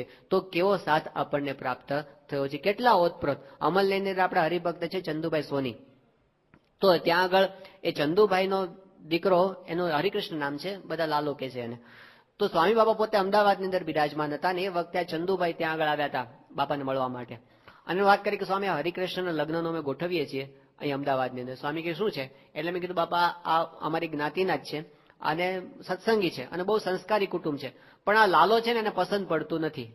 સ્વામી કે એને કેમ પસંદ નથી પડતું? એ કે બાપા એ કઈ ખબર નથી પડતી, પણ એને કઈ પસંદ પડતું નથી. સ્વામી કે એને ફોન લગાડો.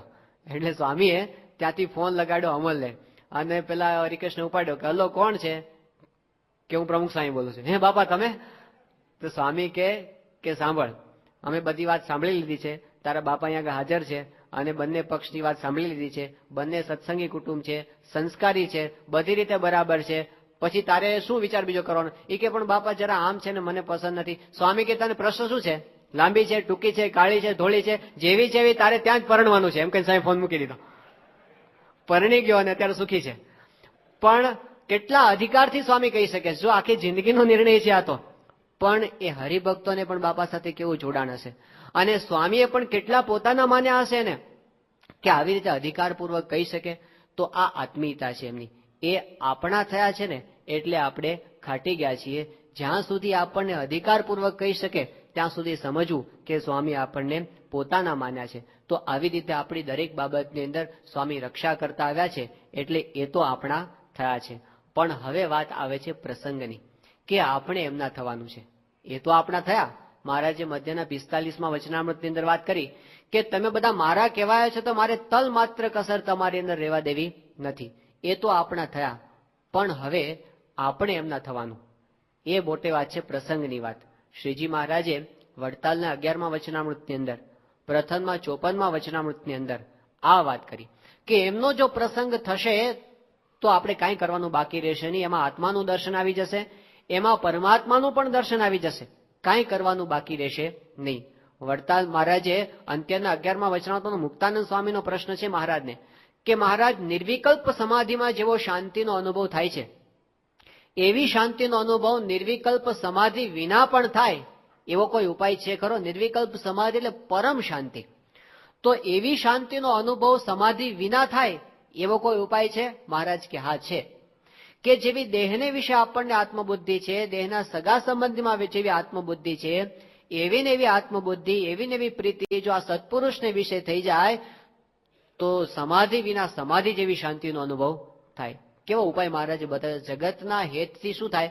જગતના હેતથી આપણું બંધન વધારે દ્રઢ થતું જાય. પણ ભગવાનને સંતના હેતથી શું થાય? આપણે મુક્ત થઈ જઈએ. મહારાજે કીધું કે બ્રહ્મરૂપ થાય ને અક્ષરધામની પ્રાપ્તિ થાય. વડતાલના 11માં વાત કરી તો એમની સાથેના હેતથી આપણને સુખનો અનુભવ થાય. જગતના હેતથી તો પછી અશાંતિ ને દુઃખ, ભગવાનને સંત સાથેના હેતથી પછી પરમ શાંતિનો અનુભવ આપણને થાય છે. તો એ વાત મહારાજે વચનામૃતની અંદર કરી છે. તો એવા સંતની અંદર આપણું જોડાણ થાય એ મહત્વનું છે.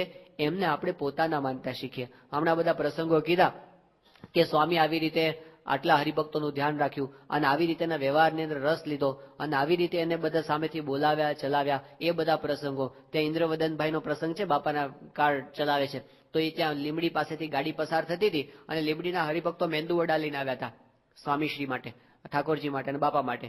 તો ચાલુ ગાડી દર વખતે બાપા ત્યાંથી નીકળે ત્યારે આવું લઈ આવતા હોય છે. તો સ્વામીએ ગાડીમાં લઈ લીધા, ઠાકોરજીને ધરાવ્યા અને પછી સ્વામી કે આપણે ઇન્દ્રવદનને આજે જમાડીએ. અહીં આવ્યા છે બાપાના ડ્રાઈવર ઇન્દ્રવદનભાઈ. તો સ્વામી પોતે ચટણીની અંદર બોળી અને મેંદુ બડુને આપતા જાય અને જમાડતા જાય. આ બધા સ્વામીના હિતના પ્રસંગો છે. પણ આ બધું આપણે સાંભળીએ ને ત્યારે આપણને એમ થાય કે આ તો ઇન્દ્રવદનને જમાડ્યું, મને ક્યાં જમાડ્યું છે? સ્વામી બાપા એ મને જમાડે. આ કોકના લગ્નની અંદર સ્વામી ગયા અને એ બધા પ્રસંગો, તો જેને લગ્ન બાકી હશે ને વિચાર આવશે બાપા મારા લગ્નમાં આવશે કે નહીં આવે, એવો વિચાર આવે. હવે આપણે શું કરીએ છીએ? જો આ પ્રશ્ન ઉભો રહેવાનો, આપણે પ્રગટના ઉપાસક છીએ ને, તો સ્વામીશ્રી બોલાવે તો આપણે બહુ રાજી થઈએ, પણ ન બોલાવે ત્યારે શું સમજવાનું? જ્યારે કોકને બોલાવે ને આપણને ન બોલાવે ત્યારે શું સમજવાનું? આ પ્રસંગની વાત એટલા માટે જરૂરી છે કે એમણે આપણને પોતાના માન્યા છે, પણ જો આપણે આ પ્રસંગની રીત ન સમજ્યા હોય ને તો આપણે ભેગા રહેવા છતાં પણ શાંતિનો અનુભવ થાય નહીં. આપણને એમના માટેની ફરિયાદો છે ને એ બધું રહ્યા કરે. આપણને થાય કે સ્વામી બરાબર છે, મળ્યા છે, આપણે દર્શન તો બધું કરીએ છીએ, આપણે તો બાપાને ઓળખીએ છીએ, બાપા આપણને ક્યાં ઓળખે? સ્વામી તો મારું નામ પણ જાણતા નથી. બોટાદની અંદર અમારે એક હરિભક્ત છે યશવંતભાઈનું નામ, અત્યારે અમદાવાદ રહેવા માટે ગયા. એ કે હું સ્વામી પાસે જ્યારે જાઉં ત્યાં સ્વામી મને પૂછે કે તમારું નામ શું, તમારું ગામ શું, તમે શું વ્યવસાય કરો? એ કે મને 11 વખત સ્વામીએ મારો પરિચય પૂછ્યો છે, પણ જ્યારે જાઉં ત્યારે પાછા સ્વામી ભૂલી ગયા હોય અને પાછા મને પૂછે કે તમારું નામ શું, તમારું ગામ શું. તો મને લાગે સ્વામી ક્યાં મને ઓળખતા નથી. આવું થાય ને કે સ્વામી ક્યાં આપણને ઓળખે છે? સંતોને હવે તો 783 થયા, તે સ્વામી ક્યાંથી? હવે તો નામથી ના ઓળખે. પાછા સ્વામી એમ પૂછે તું કયા મંદિરમાં છે, એવું પૂછે, એ ખબર ન હોય ને. તો આપણને થાય કે લો આપણે તો સ્વામી માટે બધું છોડીને આવી ગયા અને સ્વામીને તો આપણા નામની પણ ખબર નથી. તો આપણે યોગી બાપાએ પેલે દીક્ષા આપી હતી પ્રેમ પ્રકાશ સ્વામીને, પીપી સ્વામી, ત્યારે નાગપુરની અંદર છે, બહુ નાની ઉંમરમાં અમને દીક્ષા આપી હતી. તો સવારમાં ગઢડામાં બાપા દીક્ષા આપી, સાંજના સમયે યોગી બાપા પત્ર લેખન કરતા હતા અને પેલા સંત હતા એ સ્વામીના પગ દબાવતા હતા. તો યોગી બાપાએ અચાનક એમને આમ પૂછ્યું કે ગુરુ તમારું નામ શું?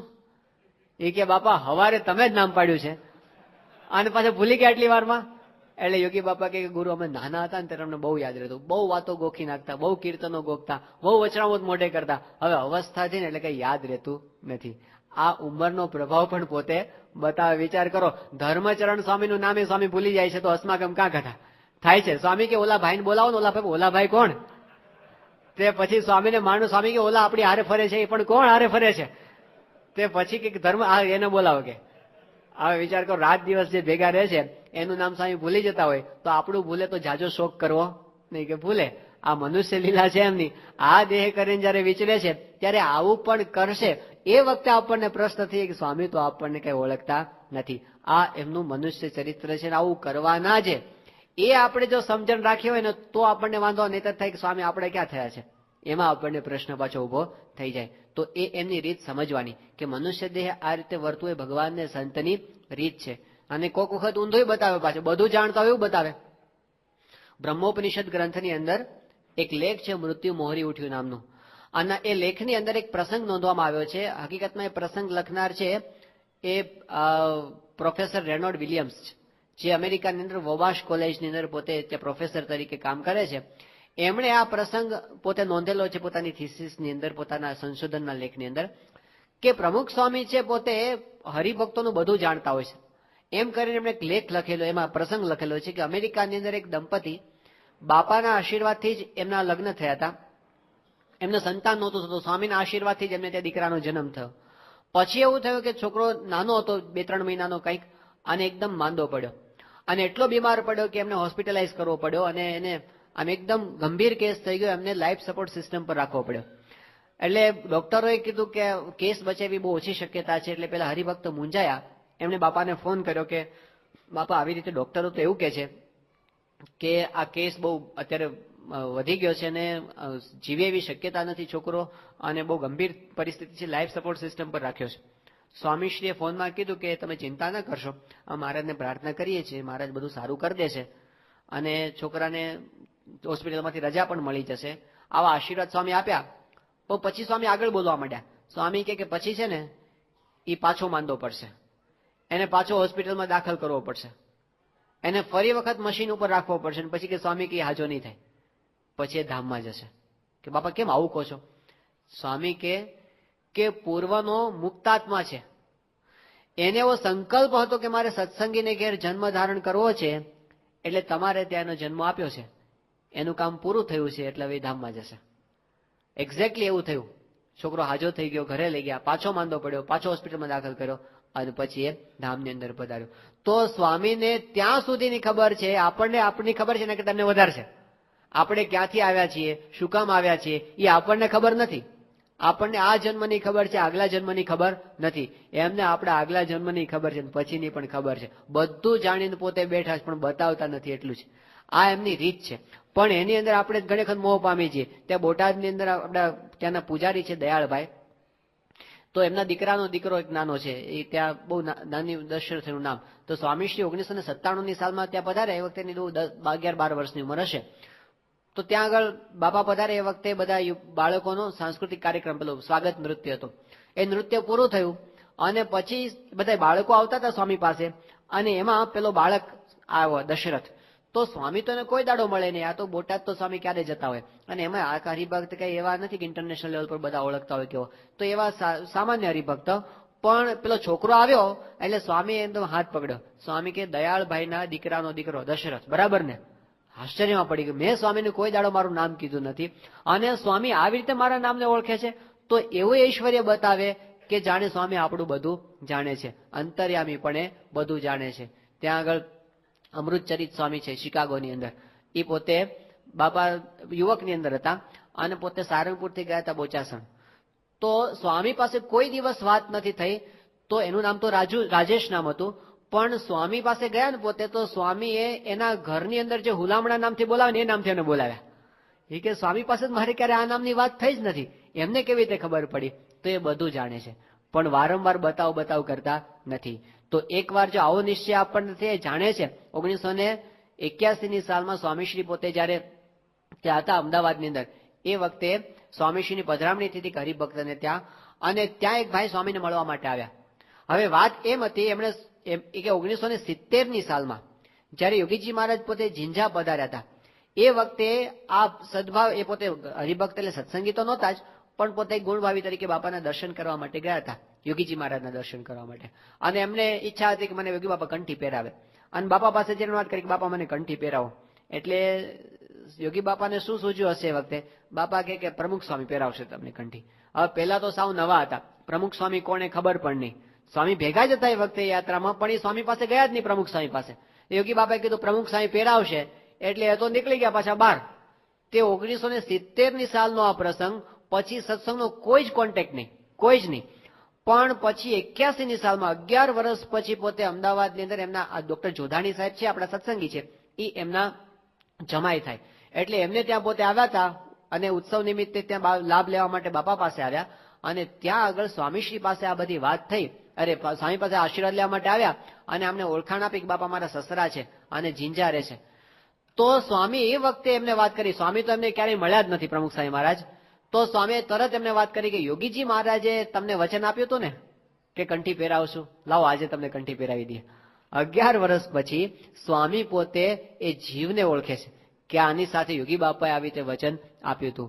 તો ઘણી વખત એ પોતે આવું ઐશ્વર્ય બતાવે, પોતે બધું જાણે છે એવું બતાવે, તો આપણે એટલી ધરપત રાખવાની કે કદાચ ભૂલી ગયા એવું બતાવે તો આપણે એવું ના માની લેવું કે સ્વામીશ્રી મને ઓળખતા નથી.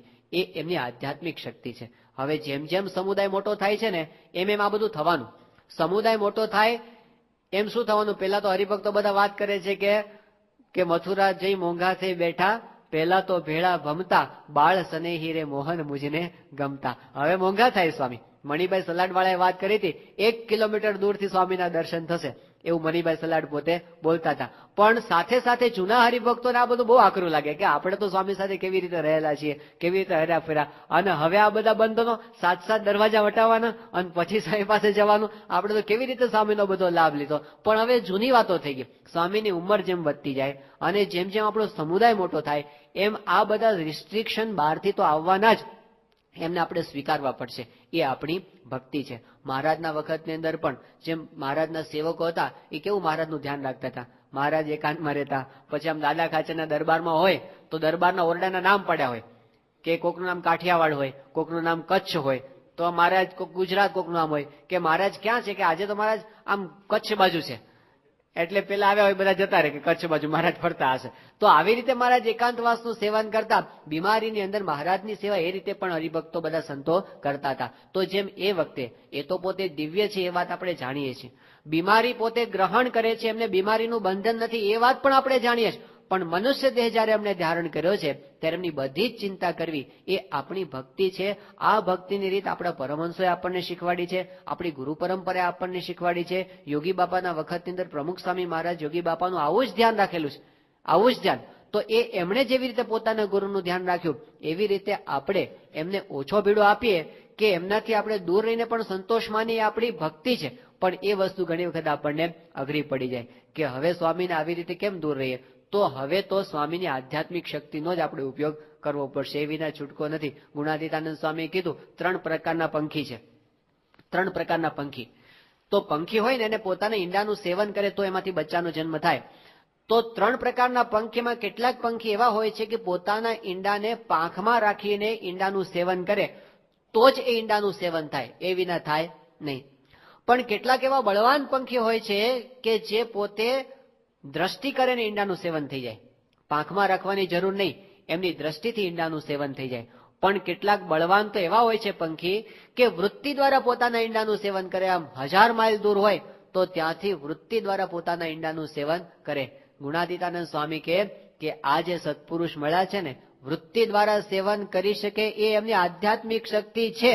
આપણે એનો ઉપયોગ કરતા શીખવાનું છે કે એ સમર્થ છે, જ્યાં સંભાળીએ ત્યાં આપણી પાસે આવીને ઉભા રહે છે અને એવા અનુભવ એમણે કરાવ્યા છે. બાકી આવી રીતે તો આપણને થાય કે સ્વામી મને બોલાવે જ કે મને ધબ્બો જ મારે, એનો કોઈ અંત નથી. કારણ એટલા માટે કે આપણે પાછું કેવું છે, એક એવા યુગની અંદર જીવીએ છીએ કે જે સમાજની અંદર કમ્પેરિઝન વધારે થાય છે, એકબીજાની સરખામણી.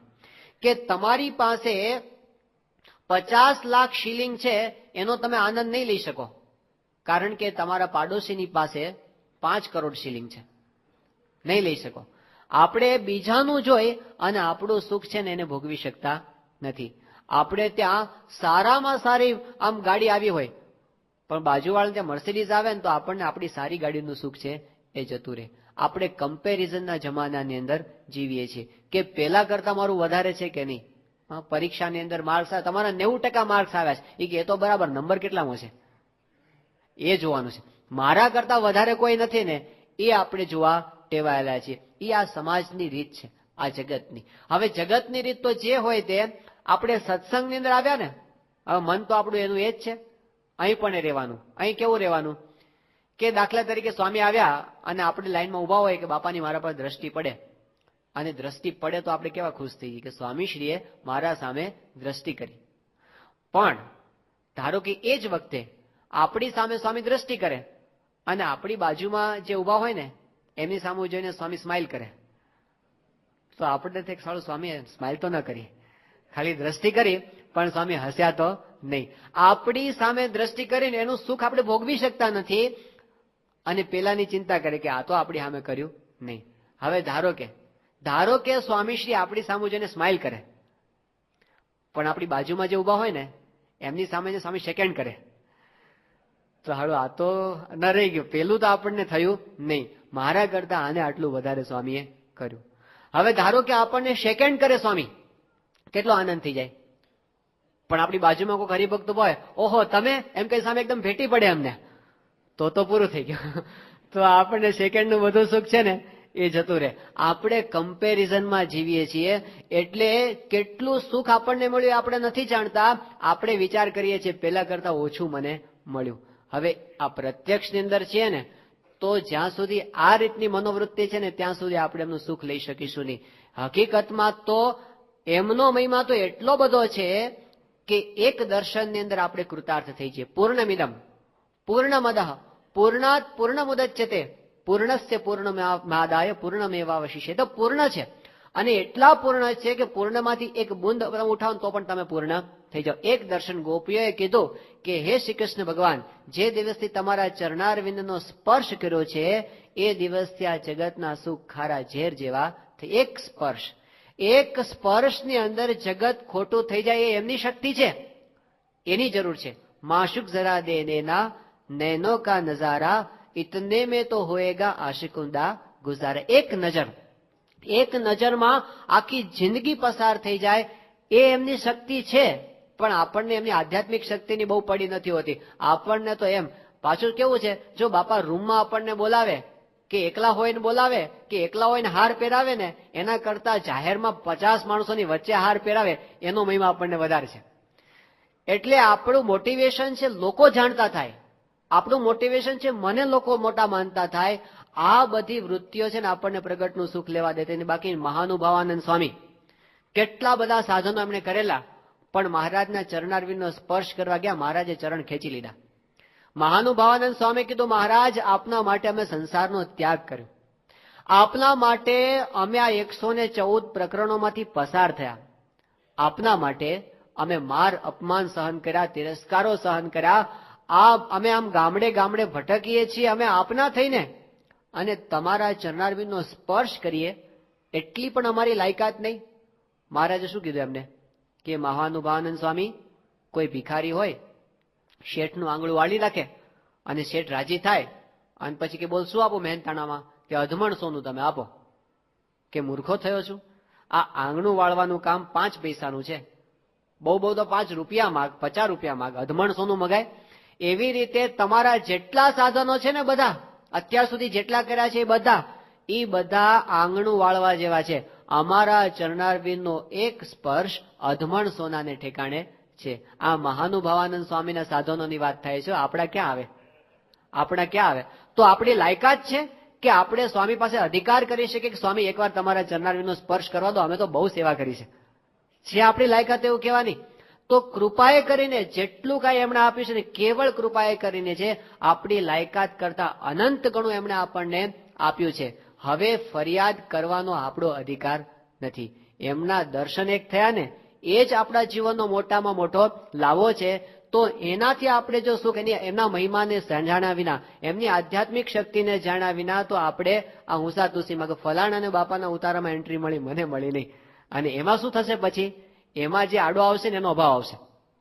એટલે આપણે આવ્યા છીએ લાભ લેવા માટે, પણ જે પેલા દરવાજા પર રોકનાર બેઠો હશે ને કે પેલા જવા દીધો મને જવા દીધો નહીં, અને એમાં આપણે સત્સંગમાં આવ્યા પછી લાભ કરતા વધારે નુકસાન ભેગું લઈને જઈશું. અહીં આવ્યા છીએ આપણે લાભ લેવા, પણ અભાવ ગુણના પોટલા ભરીને આપણે જઈએ અને પાછળથી એની કુથલી થાય. તો એ વસ્તુ આપણને સત્સંગનું સુખ લેવાની, સત્પુરુષનું સુખ જો લેવું હોય તો દિવ્ય ભાવને મહિમા વિના છૂટકો નથી.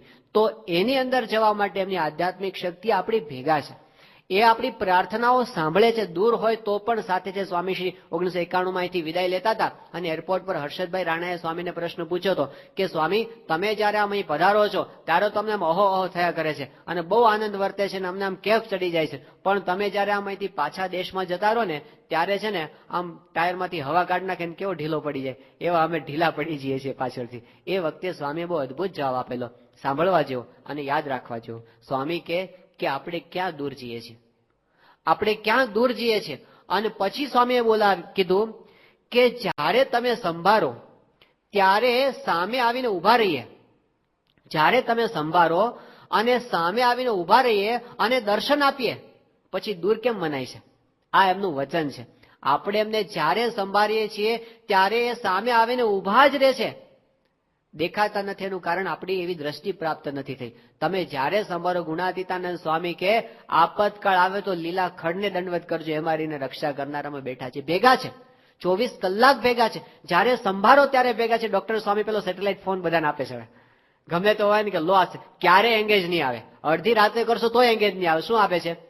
બાપાને એક ફોટોગ્રાફ આપે છે. તમે સંભાળજો, ગેરંટીથી કહું છું. ડોક્ટર સ્વામી કહે છે કે તમારે ક્યારેય એ એંગેજ આવશે નહીં. તમારી પ્રાર્થના, આપણા અનુભવો છે અત્યાર સુધી કેટલી બધી આપણી પ્રાર્થનાઓ સાંભળી છે. તો એ રીતે જો આપણે સ્વીકારતા થઈએ તો, નહીતર તો આનો કોઈ અંત નથી. બધાને એમ થાય કે આને વધારે લાભ મળે, આને ઓછો લાભ મળે છે, એનો ક્યાં અંત છે? આ સત્સંગની અંદર તો બધાને, સ્વામીશ્રી વર્ષો પહેલા અહીં સારું અહીં પધારેલા, આફ્રિકાના વિચરણમાં 80ની સાલમાં. અને એ વખતે એક પત્રકાર સ્વામીશ્રી પાસે આવ્યો હતો અને એમણે બાપાને ઇન્ટરવ્યુની અંદર ઇંગ્લિશમાં પ્રશ્ન પૂછતો હતો. આત્મસ્વરૂપ સ્વામી દુભાષિયા તરીકે હતા અને એને સ્વામીને પ્રશ્ન એવો પૂછ્યો કે સ્વામી, તમે આવી રીતે આવા નિયમ પાળો છો, અમે જાણ્યું છે કે તમે મહિલાઓની સાથે વાતચીત કરતા નથી અને એમની સાથે કોઈ પ્રકારનો વ્યવહાર તમે સીધો નથી રાખતા, તો પછી એમાંથી બહેનોને એવું ના લાગે કે મારો તિરસ્કાર થાય છે?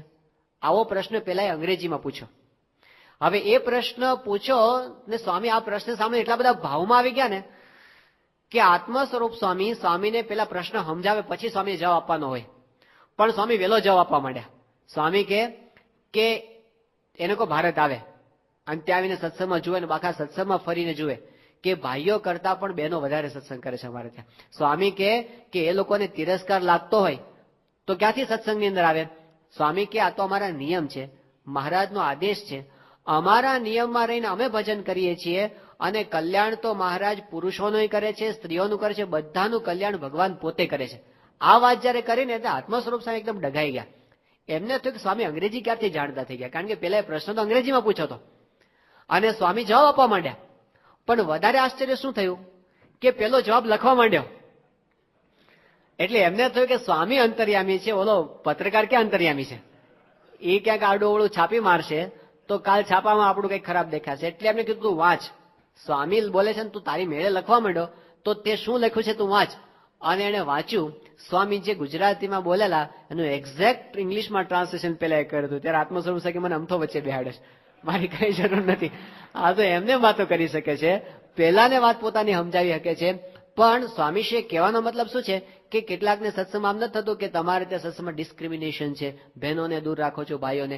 તો અહીં આધ્યાત્મિક શક્તિ, સત્પુરુષની આધ્યાત્મિક શક્તિથી બધાનું કલ્યાણ કરે છે. દૂર રહેવા છતાં પણ આધ્યાત્મિક પોષણ કરી શકે. આપણને એમ થાય કે મને સ્વામીના ઉતારમાં એન્ટ્રી આજે ન મળી, પણ બહેનોને તો ક્યારેય નથી મળતી, તો પણ એમનું પોષણ તો થાય જ છે, આધ્યાત્મિક પોષણ થાય છે ને સ્વામીના સંકલ્પો પૂરા કરે છે.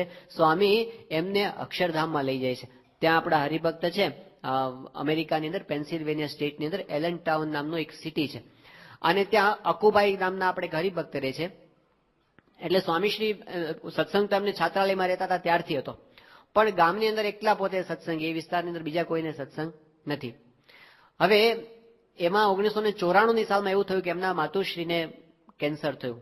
ડોક્ટરે નિદાન કર્યું કે કેન્સર બહુ ભારે છે, 3જા ગ્રેડનું કેન્સર છે અને હવે એટલી બધી પરિસ્થિતિ ગંભીર છે કે જીવે એવી કોઈ શક્યતા નથી. એટલે અકુભાઈએ બાપાને ફોન કર્યો, બાપા દેશમાં હતા, અને કીધું કે સ્વામી મારા માતુશ્રીને આ રીતે કેન્સર થયું છે, ડોક્ટરે કહે છે કે જીવે એવી કોઈ સંભાવના નથી, તો શું કરવું હવે અમારે? સ્વામી કહે કે 5 વર્ષ સુધી બાને કાંઈ વાંધો નહીં આવે, આશીર્વાદ આપી જાય સ્વામી. સ્વામી કે તમે દવા ચાલુ રાખજો અને મહારાજ સારું કરશે. એટલે એમણે એક બાજુ દવા ચાલુ રાખી અને સ્વામીના આશીર્વાદ પ્રમાણે એમને સારું થઈ ગયું, હરતા ફરતા થઈ ગયા, કોઈ પ્રકારનું પેઇન નહીં. કેન્સર એમને એમ પડ્યું હતું પણ કોઈ જાતનું એમને તકલીફ નહીં. મંદિરે જાય આવે, એડિસન મંદિરે સભા કરવા માટે જાય, રવિ સભા કરવા માટે, બધું જ વ્યવસ્થિત ચાલે. 5 વર્ષ કાંઈ વાંધો આવ્યો નહીં. 1999ની સાલમાં પાછો એમને દુખાવો શરૂ થયો. ફરીવાર ડોક્ટરને બતાવ્યું ત્યારે ડોક્ટરે કીધું કે હવે તો કોઈ જીવે એવી કોઈ જ સંભાવના નથી. એટલે બાપાને ફરીવારનો ફોન કર્યો, બાપા હવે આ ડોક્ટર આવું કહે છે, શું કરું? સ્વામી કે બસ હવે મહારાજ એમને ધામમાં લઈ જશે, તમે હવે હોસ્પિટલમાં રાખવાની જરૂર નથી, તમારી ઘરે જ રાખો અને ઘરે રાખીને થાય એટલી સેવા તમે કરજો. એટલે એમને ઘરે લઈ આવ્યા. ઘરમાં બધાની જાહેરાત થઈ ગઈ કે બાપાએ કીધું છે કે હવે બાને ધામમાં લઈ જશે, એવું સ્વામી બાપાએ આશીર્વાદ આપેલા છે. હોસ્પિટલમાંથી લોકો પલંગ લઈ આવ્યા ઘરે, ત્યાં આરામ કરવા માટેની બધી વ્યવસ્થા કરી દીધી. હવે અકુભાઈના પત્ની હતા, એમને સત્સંગનો એટલો બધો રંગ નહીં અને એટલું બધું એમને વિશ્વાસ પણ ના આવે. હવે આવી વાત જયારે થઈ કે મહારાજ ધામમાં લઈ જશે એમને, એટલે એ વખતે એમણે પોતાના સાસુને વાત કરી કે મહારાજ જો ધામમાં લેવા માટે આવે તમને તો એમને કહેજો કે મને દર્શન આપે. એ કે હા હું કહીશ કે તને દર્શન આપે. આ બધી વાત એ લોકોની વચ્ચે થઈ ગઈ, કારણ કે એ વખતે છે ને એ લોકોને ઘર સભાની અંદર ગાંડલાની ડોશીનો પ્રસંગ વંચાયો હતો. ગાંડલાની ડોશીનો પ્રસંગ બહુ સત્સંગમાં પ્રસિદ્ધ છે કે એને પોતાના ધણીને કીધું કે જો મને મહારાજ ધામમાં લેવા આવ્યા છે, તારે આવવું હોય તો આવ, નહીં તો હું તો જાઉં છું. અને પછી એને કીધું કે હવે તારું તો કલ્યાણ થઈ જશે. એનો ધણી કે મારું શું? ત્યારે ગાંડલાની ડોશી એવું બોલી હતી કે આ હાથથી મેં શ્રીજી મહારાજની સેવા કરી છે, એટલે મારા હાથના ઘડેલા રોટલા જેને ખાધા અને મારા ગોળાનું પાણી જેને પીધું એનું પણ કલ્યાણ થશે, તો તારા કલ્યાણમાં શું શંકા છે? આવું કેફથી પેલી ગાંડલાની ડોશી બોલી હતી. એ પ્રસંગ ઘર સભાની અંદર વાંચનમાં આવેલો. એટલે એમને કીધું કે આવી રીતે જો મહારાજ તેડવા આવતા હોય તો કહેજો કે મને પણ દર્શન આપે. આવી વાત કરી અને પછી થોડા દિવસો પસાર થયા અને એક દિવસ રાતના 1 વાગ્યાનો સમય હતો. એ લોકોએ 8-8 કલાકના વારા રાખ્યા હતા કે માતૃશ્રી પાસે 8 કલાક અકુબાઈ બેસે, 8 કલાક એમનો દીકરો બેસે, 8 કલાક અકુબાઈના પત્ની બેસે. હવે એ દરમિયાન પેલો સ્વામિનારાયણ મહામંત્ર દ્વિશતાબ્દી મહોત્સવ ચાલતો, એટલે મંત્ર લેખન ચાલતું હતું. રાતના 1 વાગે બેઠા બેઠા પોતે મંત્ર લખતા હતા એમના પત્ની. અને અચાનક એમની આમ ઉપર દ્રષ્ટિ ગઈ અને જોયું તો અકુબાઈના માતૃશ્રી જે પલંગ ઉપર સૂતા હતા એ જ પલંગની રેલિંગ હતી મોટી, અને એ રેલિંગ પકડીને સ્વામીશ્રી પોતે ઉભા હતા, પ્રમુખ સ્વામી મહારાજ. અને એને જોયું, એને વિશ્વાસ ના આવ્યો પોતાની આંખ પર કે હું છે ને આ બધું મંત્ર લેખન કરું છું ને ભગવાનના વિચાર કરું છું ને એટલે આવું કંઈક મને ભ્રાંતિ થાય છે. એટલે ઉઠીને પોતે બાથરૂમમાં જઈને મોઢું ધોઈને પાછા આવ્યા તો સ્વામી ખડખડાટ હસતા હતા ત્યાં ઉભા ઉભા. એટલે એમને પ્રતીતિ થઈ કે ઓહ, આ તો સપનું નથી, આ તો જાગ્રત અવસ્થા છે ને આ તો સ્વામી ઉભા છે. એટલે એકદમ પોતે દોડ્યા ઉપરના માળે અને કીધું, અકુબાઈને જગાડ્યા અને કીધું કે ચાલો બાપા પધાર્યા છે અને ત્યાં દર્શન આપે છે. બધા ફટાફટ ઉતરીને નીચે આવ્યા. ત્યાં તો એમના માતુશ્રી ધામમાં જતા રહ્યા હતા અને પ્રતીતિ કરાવી કે અંતકાળે પણ પોતે પોતાના ભક્તને ધામમાં લેવા માટે આવે છે. હવે આમાં સ્ત્રી પુરુષનો ભેદ ક્યાં રહ્યો? અંતકાળે તો પોતે લેવા માટે પાછા આવે છે. ધામની અંદર તો પોતે બધાને લઈ જાય છે, પણ આ લોકની અંદર પોતે ધર્મની મર્યાદા સંભાળે છે. તો આપણે દૂર હોવા છતાં પણ સ્વામી આપણાથી દૂર નથી. અસલાલીની અંદર આપણે એક હરિભક્ત છે, પ્રવીણભાઈ એનું નામ છે.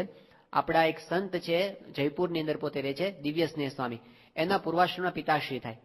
તો આ પ્રવીણભાઈના જે ધર્મપત્ની એ 10 વર્ષથી નિર્દેશિકા તરીકે પોતે સેવા આપતા હતા અને બહુ જ નિષ્ઠાવાન આખો પરિવાર મંદિરની સેવામાં જ હતો એમ કહીએ તો ચાલે. એમને પોતાને કેન્સર થયું હતું, 2001ની સાલમાં કેન્સર થયું. પછી એને ઓપરેશન પણ કરાવ્યું હતું, પણ કઈ બહુ સારું થયું નહોતું. પછી 2004ની સાલમાં એમની સેવા ચાલુ, એમની ભક્તિ ચાલુ, બધું ચાલુ, ફૂલદોલમાં સેવા કરવા પણ પોતે આવ્યા હતા. જ્યારે એમને ધામમાં જવાનો સમય નજીક આવ્યો ત્યારે 20 દિવસ પહેલા એમણે પોતાના પતિને પ્રવીણભાઈને બોલાવ્યા અને એમને કીધું કે મહારાજ મને 4 માર્ચના દિવસે ધામમાં લઈ જશે, તમે કોઈને કહેતા નહીં. તારીખ અગાઉથી કીધી 20 દિવસ પહેલા કે આ દિવસે મહારાજ મને ધામમાં લઈ જશે. એટલે એમણે પોતાના મનમાં રાખ્યું. પછી અઠવાડિયું નજીક આવ્યું ત્યારે પછી ઘરમાં બધાને જાહેરાત કરી કે આ દિવસે ધામમાં મહારાજ મને લઈ જવાના છે.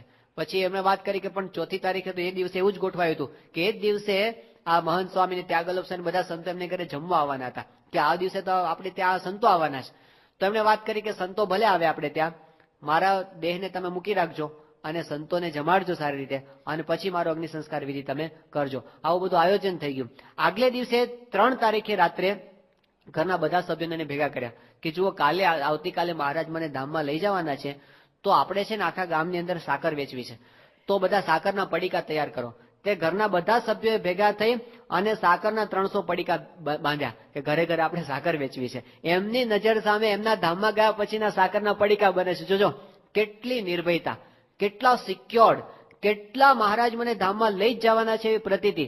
અને ત્યાં એ બધી વિધિ થઈ અને બીજે દિવસે બરાબર એવું જ થયું કે 600 પડીકા એમને બનાવ્યા હતા. અને બીજે દિવસે સવારે મહારાજ બરાબર એમને સવારના પોરની અંદર ધામમાં લેવા માટે આવ્યા અને પોતે ધામની અંદર બેસી પણ ગયા. એ દિવસે સંતો પણ પધાર્યા અને ત્યાં સભા પણ થઈ. કોઈએ આંસુનું એક ટીપું બાળ્યું નહીં અને જાણે ઉત્સવ થયો હોય એવું વાતાવરણ ત્યાં આગળ થઈ ગયું. તો આપણો સ્વામી સાથેનો સંબંધ એ જીવનો સંબંધ છે, એ આત્માનો સંબંધ છે, શાશ્વત સંબંધ છે. સત્પુરુષ સાથેનો સંબંધ સનાતન સંબંધ છે. એમાં આ બોલાવ્યા ન બોલાવ્યા એ બધું સ્થૂળ વસ્તુ છે. એ આપણે સમજી રાખીએ ને તો વાંધો ના આવે. નહીં તો શું હોય, અમુક જણની પ્રકૃતિ એવી સ્વામી વધારે બોલાવતા હોય એવું બને. ત્યાં સ્વામી સારંગપુરની અંદર હતા અને સંતો બધા બેઠા હતા તો સ્વામી કે હું ઘનશ્યામ બાપાને વધારે બોલાવું છું અને હરિપ્રકાશ સ્વામીને ઓછું બોલાવું છું. તો શું મને ઘનશ્યામ બાપા પર વધારે હેત છે અને આમના પર ઓછું હેત છે? સ્વામી કે એવું કઈ નથી. આ ઘનશ્યામ બાપાની પ્રકૃતિ એવી છે કે આપણે સેજે એમની મજાક કરવાનું મન થાય. અમુક પાત્ર ન હોય સ્વામીના, એને સામું જઈને સ્વામી વધારે બોલાવતો હોય અને વધારે આનંદ કરતા હોય. પણ એનો અર્થ એવો નહીં સમજવાનો સ્વામી કે અમને આ વધારે હેત છે, નાના પર ઓછું હેત છે. એ એમની રીત છે. એ આપણે સમજી રાખ્યું હોય ને તો વાંધો ના આવે, નહીતર આ ફરિયાદ રહ્યા કરે. બાકી યોગી બાપા તો કેવું કરતા, યોગી બાપા તો જેની પાસે જે સેવા લેવા ને એ જ લે. તે કેટલી હદ સુધી કે યોગી બાપાએ પાણી માંગ્યું ગોંડલની અંદર, તો પાણી પ્રમુખ સ્વામી મહારાજ આપે. પાણી વિચાર કરજો કોણ આપે છે પાણી? પ્રમુખ સ્વામી મહારાજે યોગી બાપાને પાણી આપ્યું. યોગી બાપાએ પાણી ના લીધું. યોગી ઈશ્વર સ્વામીને આપો. તે ઈશ્વર સ્વામીએ પાણીનો પ્યાલા આપે ત્યારે યોગી બાપાએ લીધો. તો સ્વામી પર હેત નથી એવું કહેવાય? એ તો એમનું સ્વરૂપ છે સાક્ષાત. અને પ્રમુખ સ્વામી મારું સર્વસ્વ છે, બધું જ છે. પણ આ લોકની રીતે આવી રીતે પણ વર્તે. તો એવું નહીં સમજવાનું કે આમના પર ઓછું હેત છે, આમના પર વધારે હેત છે. એમની રીત સમજી રાખી હોય ને, આ જમાનો ફરિયાદનો જમાનો છે. હવે ફરિયાદ જ્યાં સુધી કર્યા કરશો ને ત્યાં સુધી આપણને મજા આવશે નહીં. હવે તો આપણે એમને આપણને બહુ રાજી કર્યા છે. અત્યાર સુધી આપણા બહુ સંકલ્પો એમને પૂરા કર્યા, બહુ પ્રાર્થનાઓ સાંભળી. હવે આપણને એમ થવું જોઈએ આટલા ઉંમર સુધી એમણે આપણને રાજી કર્યા, હવે આપણે એમની પાસે એક પણ અપેક્ષા રાખ્યા વિના એમને રાજી કરવા છે. આ આપણી ભક્તિ, આ આપણી ભક્તિ. ફરિયાદોમાં નહીં. જે બહુ ફરિયાદ કરે એને ભગવાન ફરી યાદ કરતા નથી, એવું કોકે કીધું છે. તો એમની ફરિયાદની અંદર આપણે ન પડવું, પણ એમની સાથેનું આત્માનું જોડાણ કેમ વધારે દ્રઢ થાય એનો પ્રયત્ન આપણે કરવાનો છે. તો એ જોડાણની અંદર શું છે, એ કેવા પ્રકારનું જોડાણ છે? તો 3 પ્રકારનું મુખ્ય જોડાણ છે. વચનામૃત સામે જ્યારે જોઈએ, સ્વામીની વાતો સામે જોઈએ અને આપણી ગુરુ પરંપરાની સામે જ્યારે જોઈએ, ત્યારે 3 પ્રકારનું સત્પુરુષ સાથે મોટું જોડાણ છે. એક છે એમની સાથે હેતે કરીને આપણું જોડાણ થાય, કે સ્વામી આપણા છે ને આપણે એમના છીએ, આ હેતે કરીને જોડાણ. બીજું છે કે એમનો મહિમા જાણીને આપણને એમની સાથે જોડાણ થાય. અને ત્રીજું છે એમની આજ્ઞાનું અને અનુવૃત્તિનું પાલન કરીએ, એમની મરજીમાં હોમાઈ જઈએ, એ આપણું એમની સાથેનું જોડાણ છે. તો આ 3 પ્રકારનું જોડાણ જેમ જેમ વધતું જાય એમ એમ આપણે સ્વામીની વધુ ને વધુ નજીક જતા, ભલે ને લાખ ગાવ દૂર હોય તો પણ એમની સાથે આપણે છીએ. તો જેમનું મન, યસ્ય મનઃ યત્ર લગ્નમ, જેનું મન જ્યાં લાગેલું છે ને એ એનાથી ક્યારેય દૂર હોતા નથી. એને સંભાળો તો એ આપણી સાથે ને સાથે જ છે. સત્પુરુષ વિશે અનન્ય હેત કરી દેવું, એવું હેત જેવું મા બાપને વિશે છે, જેવું ભાઈને વિશે છે, જેવું પુત્રને વિશે છે, જેવું સ્ત્રીને વિશે હેત છે, એવું હેત જો ભગવાનને સંતને વિશે થઈ જાય તો મહારાજ મધ્યના 59માં વચનામૃતમાં કહે છે, એ હેતે કરીને જેવું કૃતાર્થ થઈ જાય છે. આ કૃતાર્થપણું એ સામાન્ય વસ્તુ નથી. કૃતાર્થપણું એ બિલ ગેટ્સ પાસે નથી. કૃતાર્થપણું એ દુનિયાના પ્રેસિડેન્ટ પાસે નથી. કૃતાર્થપણું પ્રાપ્ત કરવું એ બહુ જ મોટી વસ્તુ છે. મહારાજ કે હેતે કરીને, સત્પુરુષ સાથે હેતે કરીને જીવ કૃતાર્થ થઈ જાય. આત્મજ્ઞાને કરીને, ગુણાતીતાન સ્વામી કે કેવળ આત્મજ્ઞાને કરીને પણ કૈવલ્યાર્થી થયો હોય ને તો પણ એને શાંતિનો અનુભવ જેવો ન થાય. પણ જેને એમ થયું હોય કે હું સ્વામીનો અને સ્વામી મારા, એનું જીવ પૂર્ણકામ થઈ જાય, એને અંતર ભરેલું લાગ્યા કરે. તો કરવાનું આ છે કે એમને વિશે આપણને અત્યંત હેત થઈ જાય. જે આપણને સ્વામીમાં દેખાય છે, પોતાના ગુરુને વિશે કેવું હેત છે. 2002ની સાલમાં સ્વામી શ્રી સારંગપુરમાં હતા અને એ વખતે હરિજયંતિનો ઉત્સવ કરવામાં આવ્યો હતો ત્યાં સ્મૃતિ મંદિર, શાસ્ત્રીજી મહારાજના સ્મૃતિ મંદિરે. અને ત્યાં ઉત્સવ તો પૂરો થયો અને છેલ્લે આરતી થઈ અને પછી ઉત્સવના કીર્તનો બધા ચાલુ થયા. અને એની અંદર પેલા કીર્તનો ગાતા પેલું કીર્તન ગાવતો આપણે, આજે ધર્મ ભક્તિને દ્વાર નોબત વાગે રેલો, એ પરમહંસોનું બનાવેલું કીર્તન છે. એ કીર્તન ચાલુ હતો અને એમાં કોઈ સંતોને સૂઝ્યું એટલે એમણે શબ્દો ફેરવ્યા અને આજ ધર્મ ભક્તિને દ્વાર નોબત વાગે રે લોલ, એ શબ્દને ફેરવીને એવું બોલ્યા કે આજ યજ્ઞ પુરુષને દ્વાર નોબત વાગે રે લોલ. સ્મૃતિ મંદિરમાં જ ઉત્સવ થતો હતો અને યજ્ઞ પુરુષને દ્વાર બોલ્યા ને, સ્વામીશ્રી પોતે ઠાકોરજીને ઝુલાવતા હતા.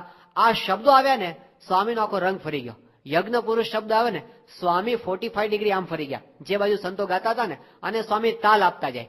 અને સ્વામી બધાને કીધું નાચો, સંતોને નચાવ્યા, યુવકોને નચાવ્યા અને એટલો બધો સ્વામી આનંદની અંદર હતા. યજ્ઞ પુરુષને દ્વાર નોબત ગાતા જ જાય, સ્વામી પોતે ગાતા જાય. આ સ્વામીને એટલું બધું આ ધૂન ચડી ગઈ ને, યજ્ઞ પુરુષ શબ્દ. સ્વામીશ્રી પોતે ત્યાંથી આપણે ઉતારે, સ્વામી પોતે ઉતારે પધાર્યા. બધા સંતોને યુક્તો હજી સ્મૃતિ મંદિર વાઇન્ડઅપ ને બધું ચાલતું હતું. ઉતારે પધાર્યા, સ્વામી પોતે બાથરૂમમાં જઈને બહાર આવ્યા અને જેવા સ્વામી બહાર આવ્યા ને તો સ્વામીએ કીધું કે આજે આ નાચો, આ નાચો. પછી સ્વામી કે આ દીપુ નથી નાચ્યો. દિવ્ય પુરુષ સ્વામીને સ્વામી કે આ નથી નાચ્યો. સ્વામી એની જિંદગી કોઈ નાચેલા જ નહીં. સ્વામી કે નાચતું. તો સ્વામી પોતે, પેલા તો સ્વામી પોતે નાચતા પોતે કાંઈ જ નહીં, કોઈ પ્રસંગ બીજો હતો જ નહીં. સ્વામી પોતે તાળી પાડતા જાય, આ છેડેથી આ છેડે આવ્યા, ગાતા જાય આજ યજ્ઞ પુરુષને દ્વાર નોબત વાગ. પેલા છેડેથી આ છેડે પાછા આવ્યા, તાળી પાડતા જાય. સ્વામી કે યજ્ઞ પુરુષને દ્વાર નોબત વાગે રેલો. પાછા પલંગમાં બેઠા, સ્વામી કે કૃષ્ણ વલ્લભ સ્વામી કે તમે નાચો, દિવ્ય પુરુષ સ્વામી કે તમે નાચો. તે આજ યજ્ઞ પુરુષને દ્વાર ત્યાં ચાલ્યું. હવે આ વસ્તુ રાતના પૂરી થઈ ગઈ. ઘણા બધા સંતો હરિભક્તો બધા તો ત્યાં હતા સ્મૃતિ મંદિરે. સાથે ખબર પડી કે આજે તો આવું થયું છે ને, આપણે આ દર્શનની અંદર તો રહી ગયા. તો હવે રહી ગયા તો એવું ચાલતું હશે કે સ્વામી પાસે ફરી આ બધું રજૂ કરો. અને સવારમાં સ્વામી પોતે ઠાકોરજી પાસે દર્શન કરવા માટે આવે તો ત્યાં બધું આયોજન કરી રાખ્યું હતું. તો પાછળ રૂપચોકીની અંદર સ્વામી જ્યાં પધાર્યા ને ત્યાં બધા ઇંગ્લિશ બધા પરદેશી સંતો કાયમ ઉભા રહેતા હોય. તો ત્યાં ગાવાનું ચાલુ કર્યું અને જેવું આ એક જ પંક્તિ, બીજું કઈ કીર્તન જો હતું જ ને, યજ્ઞ પુરુષને દ્વાર નોબત વાગે અને સ્વામી ત્યાં આગળ પાછા શરૂ કરવા માંડ્યા. સ્વામી તાલ દેતા જાય ને પોતે આમ લેતા જાય. ત્યાંથી આગળ આવ્યા અને પેલો રઘુ ભરવાડ અમારે એ વખતે સરપંચ હતો, અત્યારે નથી, પણ સ્વામી એને જોયો અને ત્યાં સંતો ગાવ સ્વામી રઘુ ભરવાડની સાથે નાચ્યા. એની આગળ નીચે ઉતર્યા બહુ સુરેશ ભડલી વાળો, એ આલ્ફા છે, તે એની સાથે સ્વામી કોઈ સંતોએ ત્યાં ગયું તો ત્યાં સ્વામી લટકા કર્યા. ત્યાંથી સ્મૃતિ મંદિર આવ્યા, તે સ્મૃતિ મંદિરે ઘનશ્યામ બાપાને તૈયાર રાખ્યા હતા અને ત્યાં શબ્દો પાછા જેવું આવે ને, આજ યજ્ઞ પુરુષને દ્વારા શબ્દ આવે ને સ્વામીનો આખો કલર છે એ ફરી જાય. શું જાદુ છે કોઈને ખબર પડતી નહોતી. યજ્ઞ પુરુષને દ્વાર નોબત વાગે અને સ્વામી પેલું આપણે પંપ ભરવાની એક્શન વાળું આપણે આજ મારે ઘેર પેલું વિડીયો છે ને એની અંદર જોઈએ છીએ. આ જ પંક્તિ ઉપર સ્વામી કેટલી બધી સ્મૃતિઓ આપી. પાછો પૂજાની અંદર પધાર્યા અને પૂજામાં છેલ્લું કીર્તન આ ગવાયું. પાછા સ્વામી કૃષ્ણપ્રિય સ્વામી ઘનશ્યામ બાપા બધાને ઉભા કર્યા અને સ્વામી પોતે પણ મુજરા કર્યા. હવે બીજે દિવસે જયારે સ્વામીને વાત કરી એક સાધકે, જયારે સ્મૃતિ મંદિરથી પાછા હતા ગોલ્ફ કારની અંદર, કીધું કે બાપા તમે તો બહુ નાચો છો ને, ખરું નાચો છો ને તમે તો, આવા દર્શન તો પહેલી વાર કર્યા. સ્વામી શું બોલ્યા કે આ પુરુષ પાસે તો જેટલું નાચીએ એટલું ઓછું છે. એમને મન આ મહિમા છે. બાકી સ્વામીની સહજ પ્રકૃતિ આવી નાચવા કરવાની નથી. એ તો પોતે આપણે વાત કરી હતી કે ધીર ગંભીર પ્રકૃતિ છે સ્વામીની. ધારી ધર્મ સમુદ્ર સરખા ગંભીર જ્ઞાને જશો. ગંભીર પ્રકૃતિ છે સ્વામીની, પણ એમનાથી રહેવાતું નથી. એનું કારણ શું? આ ગુરુ પ્રત્યેનો યજ્ઞ પુરુષ શબ્દ સાંભળે અને સ્વામી પોતે તલ્લીન થઈ જાય. યોગીજી મહારાજના જીવનમાં આપણને દેખાય છે કેટલા. યોગીજી મહારાજ છેલ્લો ઉત્સવ કરેલો ત્યાં શરદ પૂનમનો ગોંડલની અંદર, અને એ વખતે આપણે અક્ષરદેરીની અંદર જે પ્રદક્ષિણમાં શાસ્ત્રીજી મહારાજની મૂર્તિના દર્શન કરીએ છીએ ને, એ મૂર્તિ નવી નવી એ વખતે પધરાવવા માટે આવી હતી. તો જયારે અમદાવાદથી મૂર્તિ તૈયાર થઈને આવી, બોક્સમાં પેક થઈને આવી હતી, યોગી બાપાના રૂમની અંદર એ મૂર્તિ લાવવામાં આવી અને ત્યાં આગળ જ પેટી ખોલીને બાપાને બતાવ, બાપા મૂર્તિ આવી ગઈ છે. અને જેવો યોગી બાપાની સામે શાસ્ત્રીજી મહારાજની મૂર્તિ મૂકવામાં આવી, શાસ્ત્રીજી મહારાજની મૂર્તિના દર્શન કરતા કરતા યોગીજી મહારાજ લીન થઈ ગયા હાથ જોડીને. અડધો કલાક સુધી એક પણ શબ્દ બોલ્યા વિના એકી ટસે યોગી બાપા દર્શન જ કર્યા કરે, દર્શન જ કર્યા કરે શાસ્ત્રી મહારાજના. અને પછી આખા શરીર ઉપર, આખી મૂર્તિ ઉપર યોગી બાપા એકદમ પ્રેમથી હાથ ફેર્યો અને પછી બાપા બોલ્યા, યોગી બાપા, કે મારા ગુરુ આવા જ હતા અને આવી જ રીતે બેસીને મારા ગુરુ ધ્યાન કરતા હતા. આવું બોલતા તો યોગી બાપા એકદમ ગદગદ થઈ ગયા. હવે વિચાર કરો, સામે મૂર્તિ છે, પણ મૂર્તિના દર્શન કરતા સ્વામી કેવા તલ્લીન થઈ. આપણે તો પ્રત્યક્ષ સામે હોય છે, પણ અડધો કલાક એક ધારા આટલા પ્રેમથી દર્શન કરવા, કેટલો સ્નેહ હશે એમને એમના ગુરુ પ્રત્યે. તો એમણે આપણને શીખવાડ્યું કે આવા હેતે કરીને સત્પુરુષ વિશે જોડાણ થાય એમાં જાજુ કાંઈ નહીં, અમ તમણા ને તમ અમણા એવું કરી દેવાનું. તો હેતે કરીને જીવ કૃતાર્થ થઈ જાય છે. એમને આપણે પોતાના માની લેવા અને આપણે એમના થઈ જવું. આ હેતનો યોગી બાપા જયારે મુંબઈની અંદર હતા અને એ વખતે આફ્રિકાથી હરિભક્તોનો કાગળ આવ્યો અને મેં કીધું, બાપા આપને અમારી પ્રાર્થના છે કે જેવી રીતે અમુક અમુક હરિભક્તો આપને વિશે જોડાયા છે, આખું નામ હતું મોટા મોટા હરિભક્તોના, એવી રીતે અમે આપને વિશે જોડાઈ શકીએ એવી આપને પ્રાર્થના છે. આ કાગળ યોગી બાપા પાસે આવ્યો. યોગી બાપાએ કાગળ વાંચી અને બાજુ મૂકી. યોગી બાપા કે લ્યો, લખતાય નથી આવડતું. પછી યોગી બાપા કે આમણે વાત કરી છે કે ફલાણા ફલાણા તમારા વિશે જોડાણા છે, એવી રીતે જોડાજો. યોગી બાપા કે આને કઈ જોડાણા કહેવાય? જોડાણા તો કોને કહેવાય? કે અમે જેવી રીતે શાસ્ત્રીજી મહારાજની સાથે જોડાઈ ગયા અને એકમેક એમની સાથે થઈ ગયા, એવી રીતે જે જોડાય ને એનું નામ જોડાણા કહેવાય. બાકી તો બધા ઓળખ્યા કહેવાય, કઈ જોડાણા કહેવાય નહીં.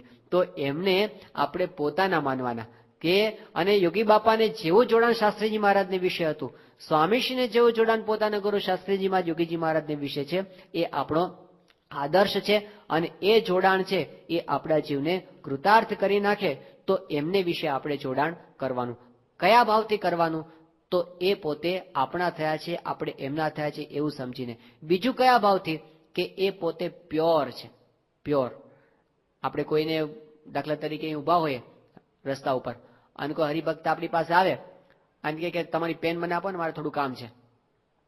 તો આપણને ખબર હોય કે એને કંઈક સહી કરીને પાછી આપવી છે, તો આપણે વાપરવા માટે આપીએ પણ ખરા કે ચલ વાંધો નહીં, વાપરીને પાછી આપજે. પણ રસ્તા ઉપર કોઈક અજાણ્યો માણસ હોય, આપણે કોઈકની દુકાન ઉભા હોય ને કે સાહેબ તમારી પેન આપો ને, મારું કામ છે, તો આપણે પેલા જોઈએ કોણ છે. એમને તો ના આપીએ. હા, અને કદાચ એમ થાય કે ચલો આપીએ તો પછી શું, ઘણી વખત કેટલાક લોકો શું ઉપાય કરે, ઢાંકણું પોતાની પાસે રાખીને પેન આપે, એટલે પેલા યાદ રહે મારી પાછી આપવાની છે. હા, આપણે ધ્યાન રાખીએ, ગમે તેવા આલતુ ફાલતુ માણસને આપણે પેન વાપરવા આપી દેતા નથી. હવે કોઈક માણસ આપણી પાસે એમ આવીને કે તમારી ગાડી આપો ને, મને મારે રાઉન્ડ મારવા જવું છે, તો અજાણ્યા માણસને આપીએ આપણે? પેન આપવામાં તો કદાચ ચલો આપી દઈએ, પણ ગાડી આપવામાં પણ 10 પ્રશ્ન પૂછીએ, ક્યાં જવું છે, કેટલી વાર લાગશે, મારે જવું છે, ઉતાવળ લાગશે, પછી મારે બીજું કામ છે. હા, આપણે ધ્યાન રાખીએ, ગમે તેને આપી દેતા નથી. અજાણ્યાને તો પકડાવીએ જ નહીં.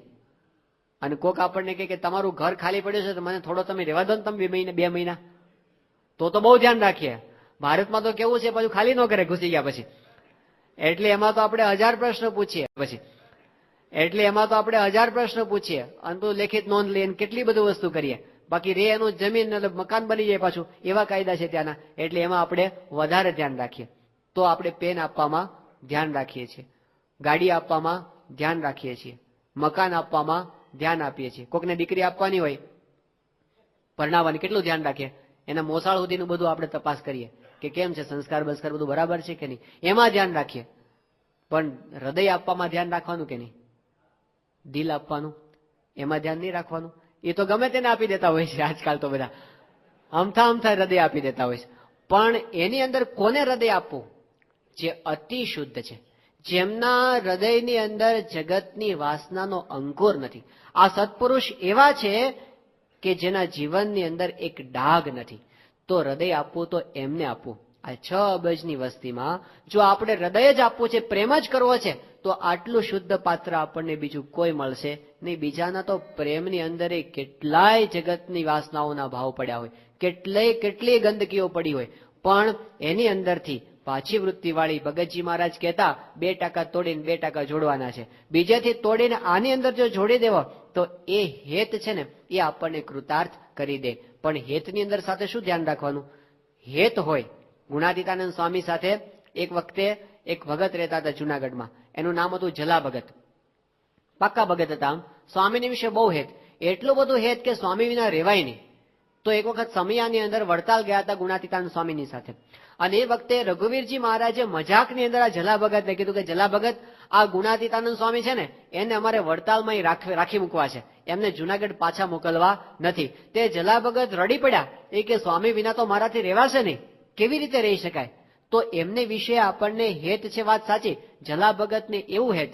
પણ ગુણાતીતાનંદ સ્વામી કે જલા ભગતને મારી સાથે હેત ખરું, પણ મારો વિશ્વાસ આવે નહીં. તે કેવું પાછું, ગુણાતીતાનંદ સ્વામી કથા વાર્તા કરતા હોય ત્યાં, અને સ્વામીની વાતો તો કોઈ દાડો નાની હોય જ નહીં, લાખો અને કરોડો અબજો સુધીની જ વાતો હોય. તે સ્વામી વાત કરે, અનંત કોટી બ્રહ્માંડ અક્ષરના રૂવાડામાં ઉડતા ફરે, અક્ષર તમારી સભામાં બેસીને દર્શન આપે છે, આવી બધી આમ અલૌકિક વાતો કરતા હોય સ્વામી. તે જલો ભગત સાંભળે ખરો, 3 કલાક સુધી કથા વાર્તા થાય. એ સાંભળીને પછી જાય તે દરવાજા પાસે, અને ત્યાં અમરસિંહ પાળો બેઠો હોય. અમરસિંહ પાળો એ વખતે ત્યાંનો દરવાની હતો. એની પાસે જઈને બેસે, અમરસિંહ ભગત, આજ તો સ્વામીએ બહુ પરાપરની વાતો કરી. કે શું વાતો કરી?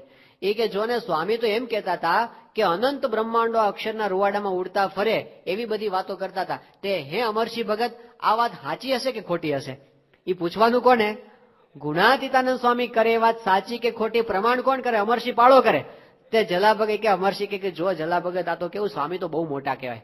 તે સ્વામી મોટા ને એના ગપ્પાય મોટા હોય, નાના હોય, સમજી રાખવાનું. 3 કલાકની કથા વાર્તા પર 5 મિનિટમાં પાણી ફેરવી દે, વિશ્વાસ આવે નહીં. અમરસિંહ પાળાનો વિશ્વાસ આવે, ગુણાતીતાનંદ સ્વામીનો વિશ્વાસ આવે નહીં. એમના વચનને અતિ દ્રઢ વિશ્વાસ. એક અમરસિંહ પાળો છે ને, આપણી અંદર બેઠો છે, આપણા મનમાં બેઠો છે. બહુ મોટી મોટી વાતો થતો હોય ને, ત્યારે અમરસિંહ પાળો અંદર બેઠો ચાલુ વાતો હોય ને, ત્યારે અંદર આવું કે હોતું હશે, આવું કે હોતું હશે. આ તો બધું કેવું છે કે જો બધી સેવા લેવાની હોય ને, એટલે સંતોએ મહિમાની વાત કરવી પડે. આ એનો ધંધો. એ સાંભળી કરે ને આપણે સાંભળી લેવાની બધી વાતો. આ તો રીત છે સત્સંગની કે મહિમાની વાત કરવાની, મહિમાની વાતો સાંભળવાની. બાકી જેમ સમજી રાખવાનું આપણે મનમાં.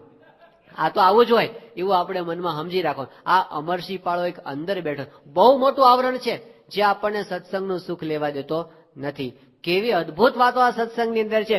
ગુણાતીતાનંદ સ્વામી વણથલી અંદર બેઠા હતા અને એ વખતે પેલા સત્સંગીનો છોકરો સામે રમતો હતો. ગુણાતીતાનંદ સ્વામી કે આ સત્સંગીના છોકરા સામે જયારે જોઈએ છીએ આગળ જે અવતાર થઈ ગયા એના કરતા કરોડ ગણું અધિક દૈવત્વ આ સત્સંગીના છોકરામાં દેખાય છે. ત્યારે આગળ બીજા મોટા મોટા હરિભક્તો અને સંતો અને મહારાજના મહિમાની તો વાત શું કરવી. હવે આ વાત આપણને કેટલી સાચી મનાય છે. અને જો મનાય તો આપણે ઝાયલા રહીએ ખરા? ન રેવાય. પણ આ બધી વાતનો છેદ મૂકનારો એક પાળો અંદર બેઠો છે, પણ એને કાપી અને સ્વામી જેમ કે છે એમ પરમ સત્ય મહારાજે પ્રથમના 16મા વચનામૃતમાં વિવેકની વ્યાખ્યા આ કરી છે કે સત્પુરુષ જે વચન કે એને સત્ય નહીં પરમ સત્ય કરીને માને. પરમ સત્ય એની અંદર કોઈ પ્રકારની શંકા રાખવી નહીં.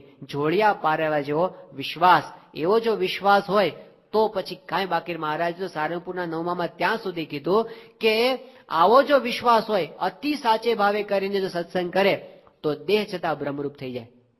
કાંઈ સાધન માત્ર બધા એની અંદર આવી છે. Believing is seeing. લોકો કહે છે સીઈંગ ઇઝ બિલીવિંગ, પણ આધ્યાત્મિક માર્ગમાં કેવું છે? Believing is seeing. તમે જેમ માનતા જાઓ ને એમ એનો સાક્ષાત્કાર આપણને કરાવતા જાય. એમને તમે માનો, એ કે છે સાચું માનો, તો પછી એ વસ્તુ આપણાથી દૂર નથી. મહારાજે 55ના 7માં આ વાત કરી છે કે મન કર્મ વચને જો નિષ્કપટ ભાવે સાચે ભાવે કરીને સત્સંગ કરે, સત્પુરુષના વચનમાં વિશ્વાસ લાવીને, તો અક્ષરધામમાં જે સ્વરૂપ છે એ જ આ પ્રત્યક્ષ છે એવો અનુભવ ભગવાન એને કરાવે. એને અલૌકિકતાનો અનુભવ પણ ભગવાન કરાવે. પણ વિશ્વાસ એ બહુ જ મોટું સાધન છે. એના વિના એક ડગલું આધ્યાત્મિક માર્ગમાં ચાલી શકાય એમ નથી. આપણી બુદ્ધિ ત્યાં ચાલે એમ નથી. અતિ દ્રઢ વિશ્વાસ, હેત વિશ્વાસ. ગુણાતીતાનંદ સ્વામી ત્યાં સભામાં બેઠા હતા અને સ્વામીને વાત કરી, સ્વામી સત્સંગમાં વાતો તો થાય છે કે આ સત્સંગમાં જીવ બ્રહ્મરૂપ થઈ જાય, એટલો બધો આ સત્સંગનો મહિમા છે, પણ જીવ બ્રહ્મરૂપ કેમ થતો નથી? ગુણાતીતાનંદ સ્વામી કે હેતે કરીને સત્પુરુષમાં જીવ બાંધ્યો નથી. અને હેતે કરીને સત્પુરુષમાં જીવ બાંધ્યો હોય કદાચ, પણ એમનો વિશ્વાસ આવે નહીં. અને પછી સ્વામી કહે છે કે વિશ્વાસ તો હોય તો પણ નિષ્કપટપણે વર્તાય નહીં. અને જો નિષ્કપટપણે વર્તે તો જીવ ભ્રમરૂપ થયા વિના રહે નહીં. એ સિદ્ધાંત વાત છે એમનો. આ સિદ્ધાંત કે જો આપણે અતિ દ્રઢ વિશ્વાસ સાથે નિષ્કપટપણે વર્તીએ. નિષ્કપટપણે વર્તવું એટલે શું? તો મહારાજે એ પણ લોયાના 5મા વચનામૃતની અંદર વાત કરી કે આપણને પંચ વર્તમાન સુધી સંબંધી આપણી અંદર કાચપ હોય, સત્પુરુષ પાસે કહી દેવી. આપણી અંદર કોઈ એવો સ્વભાવ હોય આપણાથી ટાળ્યો ટળતો ન હોય, એ કહી દેવો જોઈએ.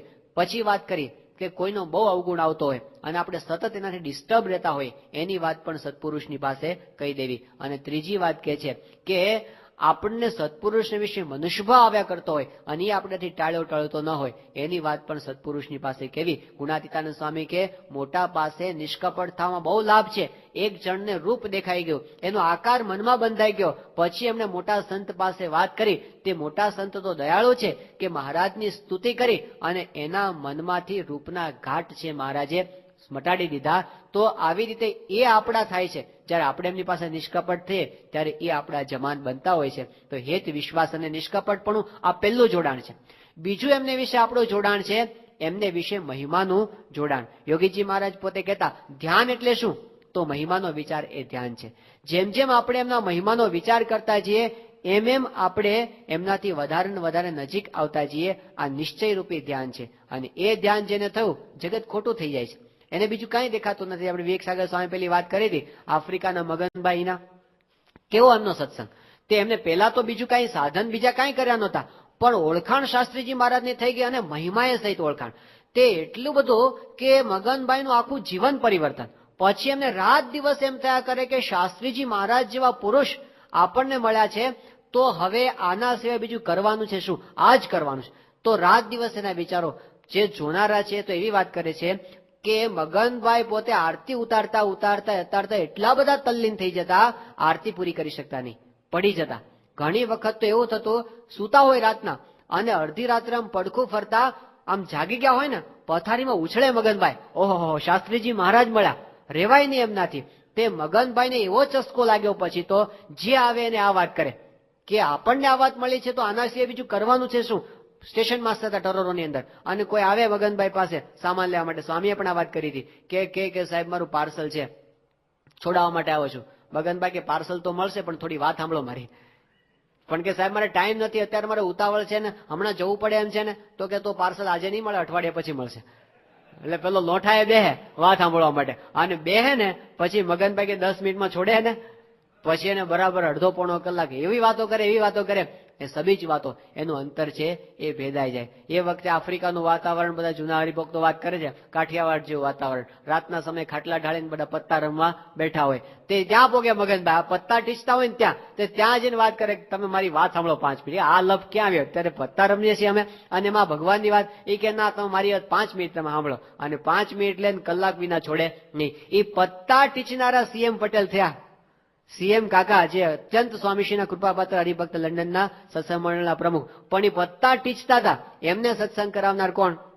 આ મગનભાઈની નિષ્ઠા. પેલા સીટી પટેલ મોમ્બાસાની અંદર, એ તો થિયોસોફિકલ સોસાયટીના પ્રેસિડેન્ટ હતા, અને એમને પોતે તો કેટલું આધ્યાત્મિક વાંચન કરેલું, અને રમણ મહર્ષિ અને પેલા અરવિંદો, એ બધાની સાથે એમણે બધી આધ્યાત્મિક ચર્ચાઓ કરેલી, અને બધા જાત જાતના સંપ્રદાયનું બધું એમણે બધું વાંચેલું ને કરેલું. અને વળી પાછા પોતે ડબલ ગ્રેજ્યુએટ થયેલા. મગનભાઈ તો નોન મેટ્રિક, પેલા ડબલ ગ્રેજ્યુએટ થયેલા. આ પોતે તો આટલી મોટી કંપનીમાં પોતે મેનેજરની પોસ્ટ ઉપર હતા સીટી પટેલ, આ ઓર્ડિનરી સ્ટેશન માસ્ટર હતા. પણ એની પાસે જઈ અને મગનભાઈ કે સીટી, તમે ભલે ગમે એટલી વાતો આધ્યાત્મિક કરતા હો, શાસ્ત્રીજી મહારાજને નહીં ઓળખો ત્યાં સુધી તમારું કલ્યાણ નહીં થાય. હવે એની વાત હતી ને રણકારવાળી, એની અંતરથી આવતી હતી, એ ભેદાઈ ગયું એમનું અંતર. અને એવો રંગ મગજ, પછી તો સીટી કાકા તો એવું હોય તો આપણે શાસ્ત્રીજી મહારાજના દર્શન કરીએ. અને પોતે ભારત આવ્યા અને આણંદની અંદર શાસ્ત્રીજી મહારાજની સાથે મુલાકાત થઈ. બધા પ્રશ્નો લખીને ગયા હતા. એમને બધા આધ્યાત્મિક પ્રશ્નો બધા થયા હોય ને થિયોસોફિકલ સોસાયટીમાં, બધા પ્રશ્નો ખિસ્સામાં ચિઠ્ઠીમાં લખીને મૂક્યા હતા. શાસ્ત્રીજી મહારાજને મળ્યા, એમની ચિઠ્ઠી ખોલવા ન દીધી શાસ્ત્રીમાં, એમને બધા જવાબ આપી દીધા. અને એમને પછી રંગ લાગ્યો, અને એ પાક્કા સત્સંગી પોતે થયા. પણ સત્સંગ કરાવનાર આ મગનભાઈ. અને પછી તો વાત કરે છે બધા હરિભક્તો, મગનભાઈની કથા વાર્તા શરૂ થઈ, બધા દૂર દૂરથી હરિભક્તો એમની કથા વાર્તા સાંભળવા માટે આવે. તે શનિવાર રાત્રે બધા આવી ગયા હોય, અને રાતના વાળું પાણી કરી અને કથા સાંભળવા બેહે. તે રાતના 9 વાગે બધા દાંતણ લઈને કથામાં બેહે. આખી રાત કથા વાર્તા થાય, સવારો સવાર દાંતણ લઈને બધા ઉભા થાય. અને પછી એટલું બધું કે મગનભાઈના આશીર્વાદથી દીકરા થતા. પછી તો મગનભાઈના આશીર્વાદથી પેટ્રોલ વગરની ગાડીઓ દોડવાના પ્રસંગો નોંધાયા છે. એવું થાય. હવે એ કઈ આ બધું કઈ સિદ્ધિ મેળવવા માટે એમને કઈ સાધના કરે એવું કઈ નથી, એક નિશ્ચય, નિષ્ઠા જબરજસ્ત. અને એની વચ્ચે બીજું શું, મગનભાઈને પોતાને મનાવા પૂજાવાનો જરાય અંકુર નહીં. દાસના દાસ. લોકો એમને આટલા મોટા માને, પણ હરિભક્તો જયારે પાછા જતા હોય, મગનભાઈ એમને દંડવત કરે. સ્ટેશન ઉપર હરિભક્તોને દંડવત કરે. હરિભક્તો બધા એમને રોકે કે મગનભાઈ તમે તો મોટા છો, તમારે દંડવત ન કરાય. તો ગાડીમાં બેસાઈ જાય ને, ગાડી ચાલુ થાય ને પછી હરિભક્તોને દંડવત કરે. એમનાથી રેવાય નહીં. તો આ એમને હરિભક્તોનો મહિમા. ત્યાં ગરડા આવ્યા હતા, આમ રેતીમાં આળોટે ગરડાની અંદર.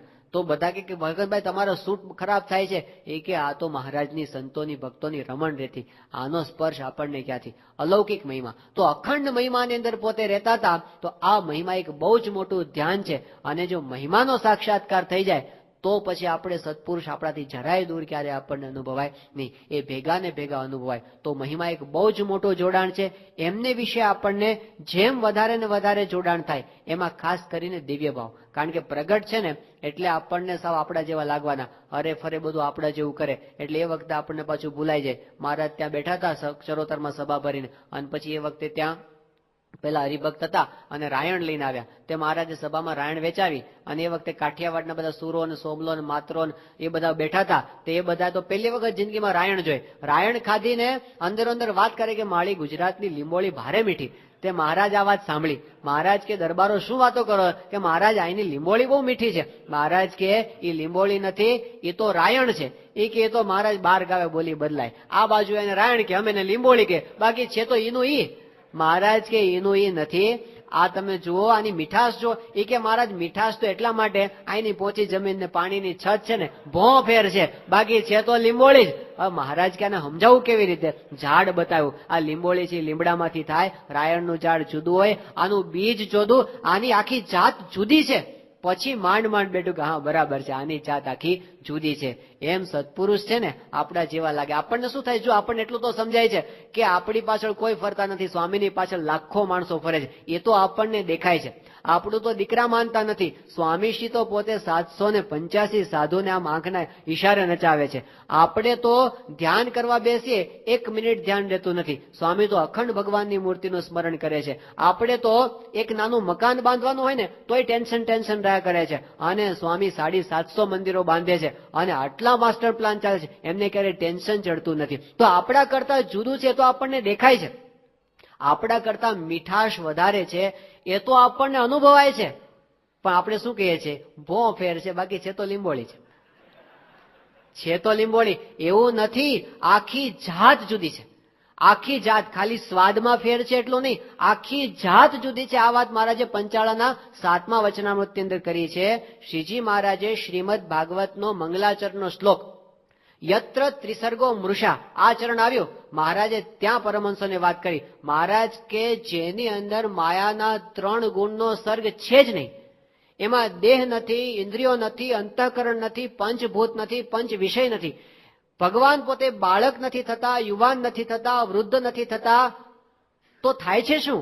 મહારાજ કે ભગવાન તો પોતે કેવળ અક્ષરધામમાં બેઠા થકા સંકલ્પ કરે છે કે ભક્તો અમને દેખો, એટલે ખાલી દર્શન આપે છે એટલું, બાકી એમને વિશે કાંઈ જ નથી. સ્વામી શ્રી સારંગપુરની અંદર હતા અને સ્નાન કરીને સ્વામી બહાર નીકળ્યા, નિર્ભય સ્વામી સામે ઉભા હતા અને સ્વામી એકદમ ભાવમાં આવી ગયા અને સ્વામી પોતે બોલી ઉઠ્યા, આમ પોતાના શરીર પર હાથ ફેર્યો પ્રમુખ સાંઈ મહારાજે. સ્વામી કે યત્ર ત્રિસર્ગો મૃષા, માયાના 3 ગુણનો સર્ગ છે જ નહીં. તો એ વખતે નિર્ભય સ્વામી વાત કરી કે સ્વામી, તમારી જેના પર દ્રષ્ટિ પડે ઈ પણ માયાથી પર થઈ જાય, તો તમારે વિશે તો માયાના 3 ગુણનો સર્ગ હોય જ ક્યાંથી? તો એ પોતે હકીકતમાં છે જ નહીં, કેવળ નાટક છે, કેવળ નાટક, કેવળ નટની લીલા છે, બાકી એમને વિશે કોઈ જ ભાવ નથી. આ સાચો દિવ્ય ભાવ છે. ગુણાતીતાન સ્વામી પ્રસંગ કીધો છે કે અમારા સંતો હતા અને તે ગીરની અંદર ફરવા માટે ગયા અને ત્યાં ગીરના નેસડામાં રહેનારા પેલા બાળકો એ ત્યાં આવ્યા સંતોના દર્શન કરવા માટે. તે સંતોએ એ બાળકોને સાકરની પ્રસાદી આપી. આ છોકરા જન્મ્યા ત્યાંથી ગીરમાં જ રહ્યા હતા, કોઈ દાડો